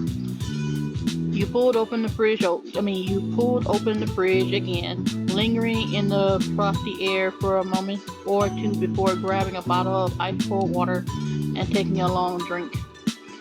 It was a perfect, balmy summer, whatever that means, afternoon, and you had decided to head outdoors and find something to do. You hadn't decided what that something was just yet, but you were sure something would pop up to occupy your time. As you were heading out of the front door, you paused for a moment. You hadn't seen Cole since you had left that morning, and you couldn't help but think about what had happened to him. Wouldn't it be bad to go over to this house right now, or to call him to check in? You step out of your house, still stuck in an internal debate with yourself, when a voice caught your attention. Hi, I'm Teresa. Confused, you looked over to where an unrecognizable woman was waving at you, a friendly smile plastered on her face. You racked your memory for where you might have seen her before, but nothing came to mind. Not your school, or from the country club your mom took you to. Dang it, I'm chopping this all up. One moment. Head moving around. You had absolutely no idea who the woman was. I think I know who she is. The woman crossed the road towards you, and you were a little unsure whether you should stay put or go back into the house and lock the door. I knew it. Oops, I'm sorry. Was that presumptuous? I've heard about you, but you have no idea who I am, do you? No. I am quite concerned. You shook your head, and she removed her sunglasses to reveal sparkly ocean blue eyes. All of a sudden, she seemed a little more familiar. My son lives here, and my ex too. With a big smile, she lifted a hand to point at the condo across the street from your own house. She was Cole's mom, of course. You didn't know why you hadn't realized sooner, now that you've gotten a good look at her. Options. She seemed nice, I just met her, I don't know. She seemed sort of strange, don't know about that, can't judge yet. She looked really young, most likely. It made sense that she was Cole's mom. No, it does not. Not yet. She felt so different to Cole. Depends. She was super pretty. She looked really young. It was almost hard to believe that she had a 13-year-old kid. No matter your thoughts on her, you still felt taken aback that she had appeared here so suddenly. Cole mentioned she was coming, but you hadn't gotten the impression it would be the very next day. She extended a hand again, this time for you to take, and you studied the manicured fingernails in front of your face and the assortment of bracelets that dangled from her wrists. I'm Kyra Princess. I'm Kyra Princess, sound like a princess. You can call me Kyra. You shook her hand. Option. You shook her hand. You didn't shake her hand. I'll shake your hand for now. You reached out and took her hand, and she shook yours firmly, grinning wide. I'm Emma Teresa, but you already know that. That I do. Okay, Cole's mentioned you to me before. It's nice to officially meet you, Emma Teresa. Cole talked to you about his mom. He hadn't mentioned how he said things about you to her. Option. What was Cole? What has Cole said about me? What are you doing here? Nice to meet you too. You kept quiet.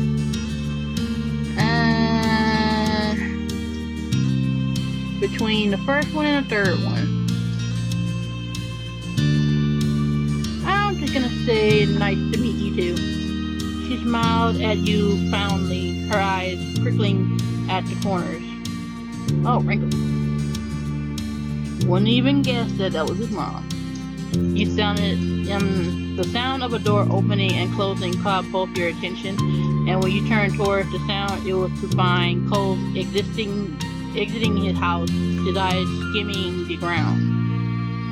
Considering just how tall he had grown, you kind of figured his mom also would have been tall, but she was much more on the short side for an adult.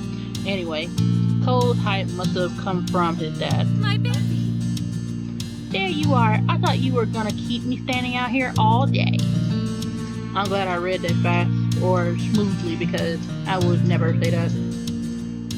You tried to catch Cole's eyes as he walked towards you, but his gaze was firmly fixed on the sidewalk. When he finally crossed the road and looked up, he gave you a pitiful look. Aww. After the way he had acted last night, you knew he must have been feeling pretty mixed up about this. You tried to wordily express that you understood. Cole and I are heading into town to grab something to eat while the snore is at work. Kyra beamed at Cole and ruffled his hair, which only seemed to upset him more. You assumed the snore she was talking about was Mr. Holden. Hey, you should come with us, Emma Teresa. I'd love to get to know you better. Yeah, you should come. Yeah, Cole don't want to be alone with her. I get that. There was a pleading in his tone that you couldn't miss. Of course, we'll run it by your parents first. Responsibilities and all that. It'll give me an excuse to give them, which I need to do at some point. It's important to be neighborly if I'm going to be roosting on the street for the time being. Any whoosies, let's go. In other words, she said, come on anyway, because her parents are not here. Kyra walked ahead towards your house and you hung. Wait, did they leave? No, I don't think her parents are. I wasn't really paying attention. I thought they left. And you hung back with Cole, who crinkled his nose at who. Let me revise this. Kyra walked ahead towards your house, and you hung back with Cole, who crinkled his nose as he watched her. Sorry. I'm sorry about her, but I really do want you to come. I don't want it to be just the two of us. Not right now. Understandable. You leaned in closer and whispered while checking around for anyone who might hear. What happened? Did your dad know you were gone? Oh my gosh. I hope in my next life I get a chance to be like this. Seriously. Not as no soulmate or nothing, but like literally, can I just do this? Cole shook his head and sighed heavily. Dad was so confused on Mom showing up that he didn't even notice. I thought when I heard them on the phone last night that it was something they were planning for the future. This morning Dad said it was supposed to be a surprise, and I guess I was surprised. She's gonna be here all summer. Oh. You were surprised to hear that too. Cole sighed again, even heavier. I'll go with you if you really want me to. He smiled, his shoulders relaxed a little in relief. Sing, that'd be cool. H, you look so young. The two of you headed over to where Cole's mom had just knocked on your front door and stood behind her. Oh, they were inside. I ain't know that. Mom answered the door after a minute, her eyebrows lifting in surprise at the group she found in front of her.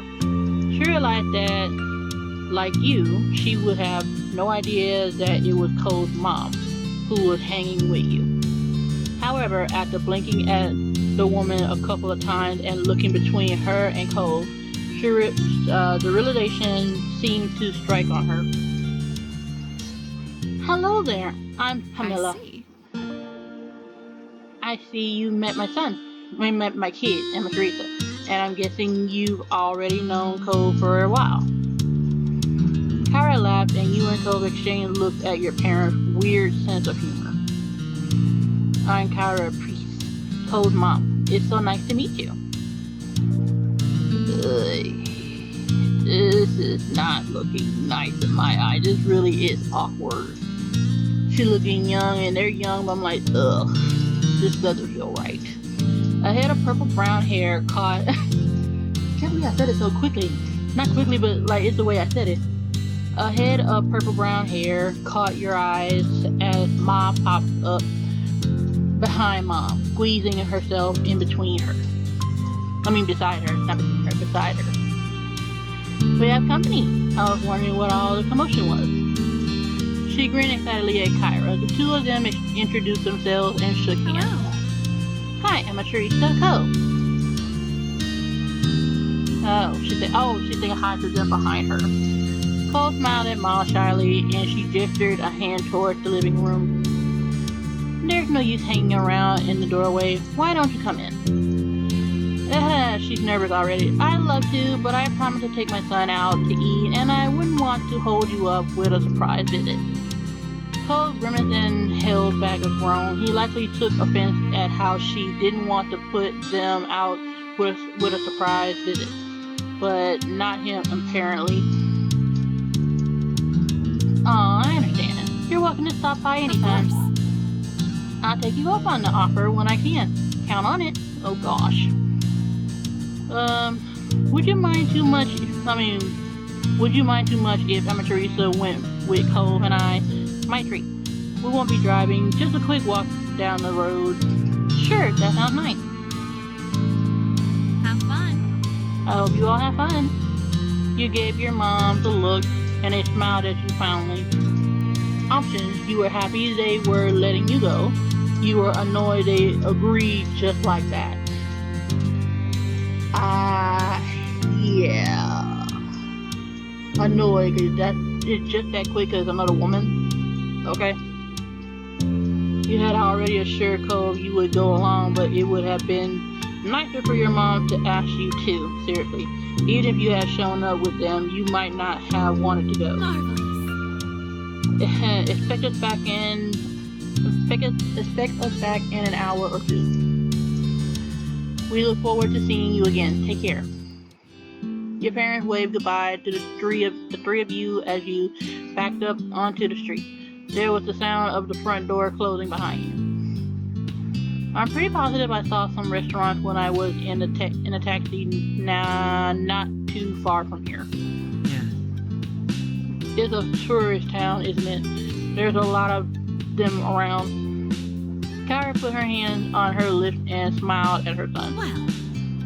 You sound like the area expert. Do you have any recommendations for a place nearby? Ugh, why she look evil? Not really. She looks annoyed now. Kyra pouted at him a little and turned to you instead. How about you, Emma Teresa? Want to point me in the right direction? Options, you shrugged. Not really.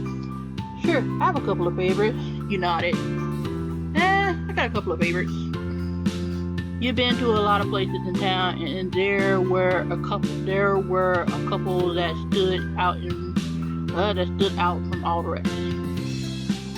There's a Chinese restaurant that me and my family go to all the time. It's my mom's favorite. There's also a tropical themed place that tries to be sort of fancy. Both sound like a treat. I'll leave it to you to pick for us, since Cove is going through a phase over here. God dang. He huffed at her and turned his face away. Alrighty then. I mean, if she's paying... Hold on. Options. The Chinese restaurant, the tropical scene place. You insisted Cole contribute to the decision. You insisted Kyra decide. Me, if I'm gonna be a tourist, might as well. And I would choose Chinese food, but it's gonna feel like Mexican food. It's gonna run right through me. Come on. Thank you, Amaterita. Will you show us the way? I don't even know the way. You nodded, taking the lead of your little group as Cole and his mom followed behind you. Together, the three of you left the neighborhood behind. Oh, I remember this scene. The walk was about 15 minutes, and along the way, Kyra asked a lot of questions about the area. Cole was quiet most of the time, so you ended up answering her instead. Kyra explained that she lived in a large city, and she loved how peaceful and relaxing everything seemed in Sunset Bird. The restaurant was busy as usual, but luckily you were shown right to a small table. Kyra lowered herself into the chair while Cole picked the one diagonal to her, not facing her or to her side. It was awkward. Awkward. Let's see. To start, what would you like to drink? Water. I'll get an orange soda. Noted. Amaterita? Did I say orange soda? Option, just water, soda, milk, juice, coffee. I'll take that juice. Which flavor? Ew. Option, orange, apple, lemonade. Where's fruit punch? Whatever. Orange. Sure.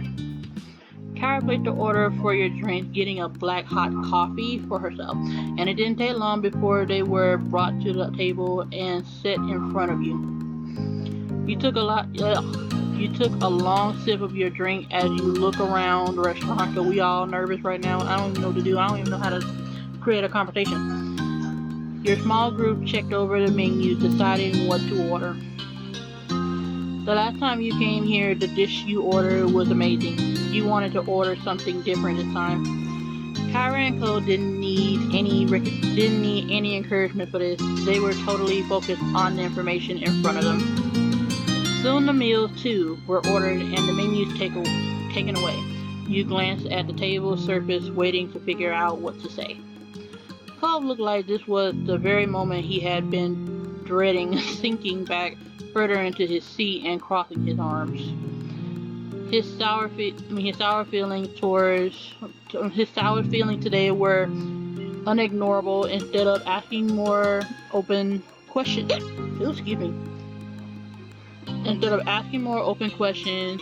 he brushed off. Kyra had mercy on her son and instead put her focus towards you. Oh, she looks evil. So, Amaterita, what's a few things that you're into? There's gotta be something you do for fun, especially now that you're not buried in school assignments. Oh my gosh. Okay, option. I like to read, true. I like to watch, what? Game for fun, I like to play, what? I hang out with people, no I do not often. I go to the beach and no I don't. I'm into sports like football. Music, yes. I spend time on art. Okay, true, but I write not as much as I would like. Writing things, I wish I could go back to that, which I will at some point, but I would like to continue this. I still spend time studying, not a lot. Fashion, no the heck I don't. I'm really into code. Ooh, not right now, too early. Games are fun. I like to play video games. I'm sorry, option. Board game, video game, card games, and video games it is. I don't know much about them. Maybe you can show me sometime. She said, extend the offer. And it went back to board game, card games, and I like to read, which is not a lie actually, but also music. And I don't know if K-pop is on here, or R&B, or jazz, or a little bit of country or something. A little mix of everything. But I'm gonna say movie. Options: TV, movie, stand-up comedy, plays, people, and good gosh. I'm gonna say movies. Kara nodded her head, and you guess she must like that too. So she want to know a lot, because the same option, except it took nothing out of it actually. TV.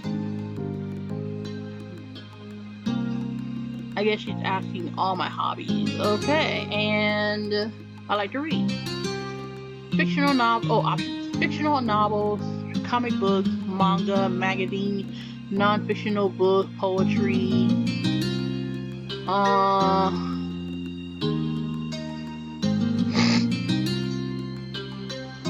I like all these options actually, except poetry and magazines.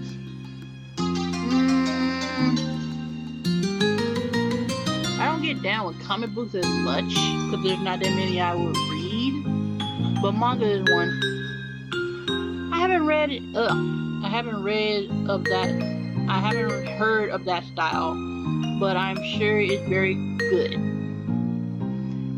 When are we going to end this? I think I'm done. I'm really done. Oh well. Whatever. I bet you know about a lot of things then. No. Oh my gosh. Let's go with music. Please get off my back. Options: I play the guitar. I did as 11 years old, and it didn't go so smoothly like it would if I did today. I played the bass, I played the piano, I played the drums, I played the violin, I played the flute. What the heck? Typing your own instrument to play. I listen to a lot of it. Music. I have an MP3 player at home that my mom's helped me put some music on. I've seen some concerts. I wish. Awesome.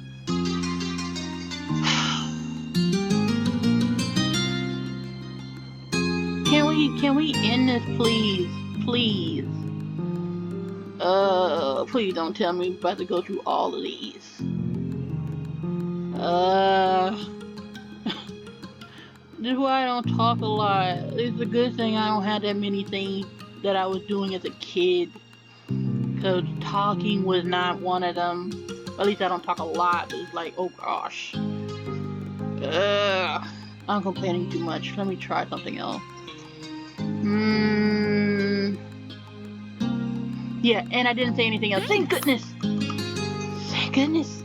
Thank you for the option. Thanks. I'm happy to learn more about you. There's so much I hadn't heard. Cove leaves the details out. That's good. So what exactly did Cole say about me? Kara laughed, holding a hand in front of her mouth. I can't tell you that. I didn't come all this way to embarrass my son too much. Kids are delicate at this age. She talking to me like I'm an adult? Like I'm mature? Well, probably we're mature too. She laughed again, and you glanced at Cole to see his reaction. He gave her a dirty look, eyes narrowed into this slit, to thin slits. Hoping it would clear some of the tension in the air, you decided to ask Kyra a few questions of your own. Cole hadn't told you much about her, and you were curious to know more about this woman who was such a big part of his life. What exactly do you do for work? I'm a travel writer for magazine. No wonder. And things. I keep people in the loop on what's worth seeing. It's good work. Good thing I didn't put writing. Wow. Options. What do you like to do? Where do you live normally? Are you in a new relationship now? Why did you and Mr. Halton get divorced? No, that's personal. We don't get to the personal stuff at the bottom. We're going to say, what do you do? Spending time with my little boy, of course, and traveling. A real shock, huh? Not really. Next one, I'm gonna pick.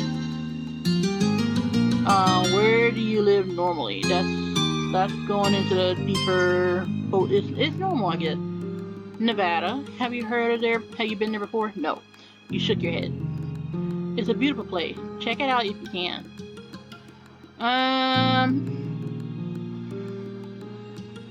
No. That's it. See, I don't pry into people's business all day and try to pry too much into mine. That's just how it goes for me now. It didn't seem to bother her that the conversation dropped off. I don't mind. Cole over here about to have a heart attack. Cole sips his soda, angrily slurping up the remaining drink with furrowed brows. He looked ready to run straight out of the restaurant. I understand. Seemed like she was interviewing to see who's gonna be his girlfriend. You weren't sure if coming along had ended up making the lunch better or worse. Options. You made a silly face at him. You smiled at him. You gave him a sympathetic look. You flicked his straw wrapper at him. You left him alone. Wow, we really are kids. Because none of these options are fitting me very well. He don't need that sympathy, but I'll smile at him. Hope eventually noticed you watching him. It was subtle, but you swore you could see the hint of smile tilting the corner of his mouth. I can tell too. That was funny. But I think some people should know by now.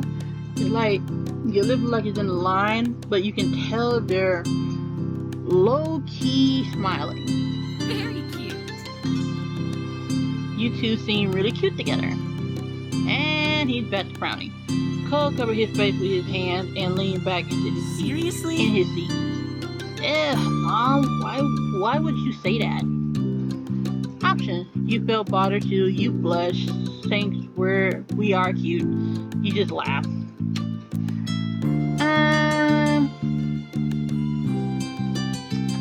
You laughed. I'm gonna laugh. That was definitely unexpected, and there didn't seem to be any other way you could react. True.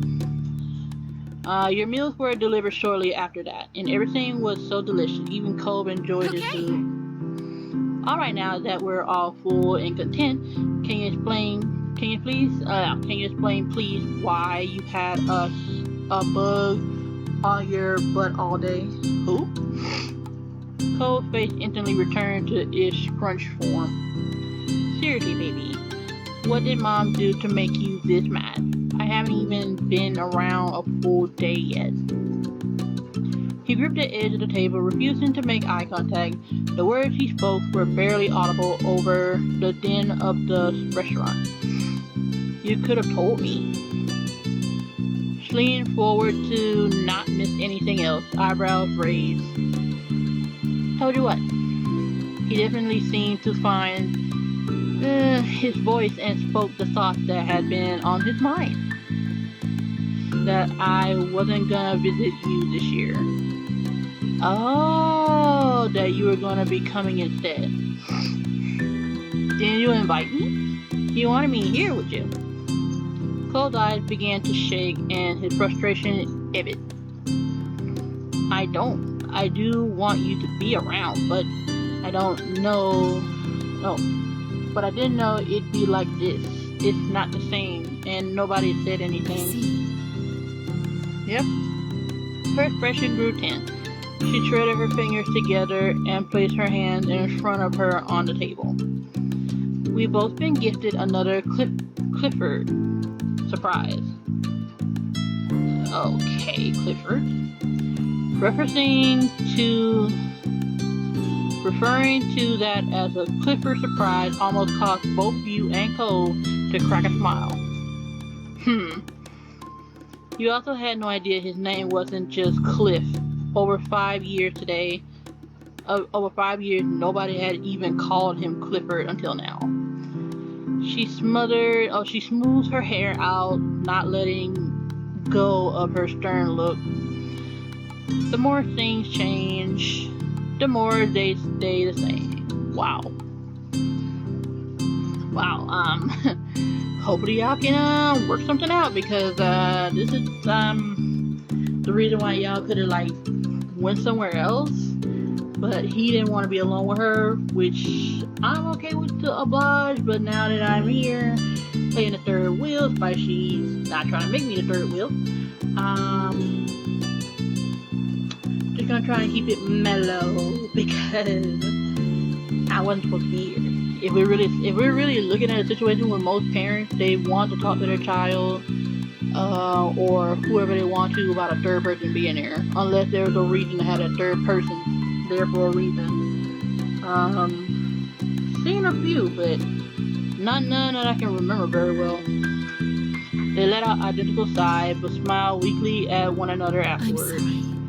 I can go home, so we can still set up a normal trip to my place before the summer ends.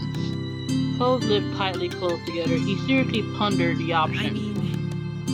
I think I do want you to stay. I miss it when you're not there.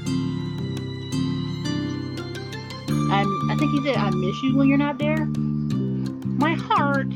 She reached across the gap, grabbed his face, and planted a kiss on his cheek. Cole tried to wiggle away. Ha ha ha. Mom, stop. I'm sorry. Sweet young men need to be smooched by their parents. If I don't, they'll take away my mom's license. Kyra was completely enthused by Cole's admission, though a ton of seriousness did return to her voice when the conversation continued. Do you want to talk to your dad too? Well, that was obvious. Cole had snapped the word instantly, but reeled his annoyance back in just as quick. Maybe later, not today. It's alright. I understand. We can shelve it. Thanks, Mom. Thank you for talking to me, little mister. Okay. She grinned affectionately at him before turning your way. Oh no, I don't mind. I was looking at the wall. I was looking outside the window. I was looking at the pictures. I was looking at everything but y'all. And thank you, Emma Teresa. Thank you too. What did I do? It's easy to act like a baby with your mom. It's harder to keep that up with your neighbor watching everything. Especially when you really care about what said neighbors think of you. She winked. Mom! She just ruffled his hair with a laugh, then moved her hand down to tap the end of his nose. And that was how the issue was resolved, at least between Cole and his mom. When the three of you left the restaurant and Kyra had paid the bill, you walked back to your neighborhood slowly. You had eaten so much by the time you were beginning to feel sleepy. It didn't help that the lunch had happened late and the sun was already beginning to descend from the sky. Oh snap, look at that hair! Oh my gosh, oh my gosh! But eventually you reached your street. Someone was there to greet your group upon arrival. Welcome back, family, and Emma Teresa too. Cliff. That. Yeah, you should know by now that air, the atmosphere is rough.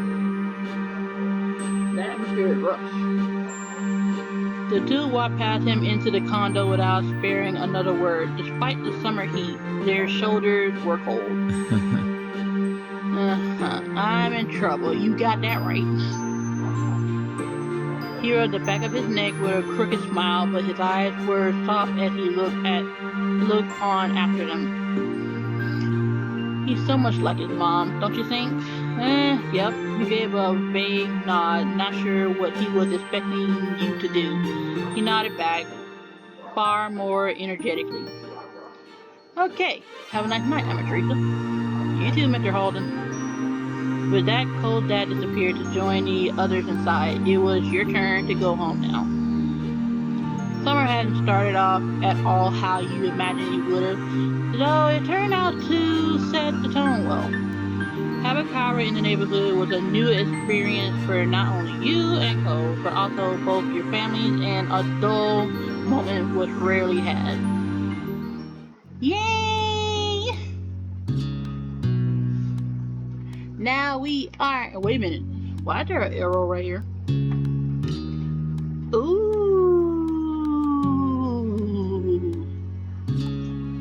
Ooh. We got more options. Oh, this is gonna be so fun. But this one has gone long enough. I usually do 2. But that was a nice introduction into step 2. So, I might do another one. All I gotta do is keep my voice up. And I'll see y'all next time. And this time I'm gonna decide in the next episode what we should do together in this one. So I'm gonna do a lot of thinking, and then we're just going to jump right into them. So thank you, and see y'all next time. See ya!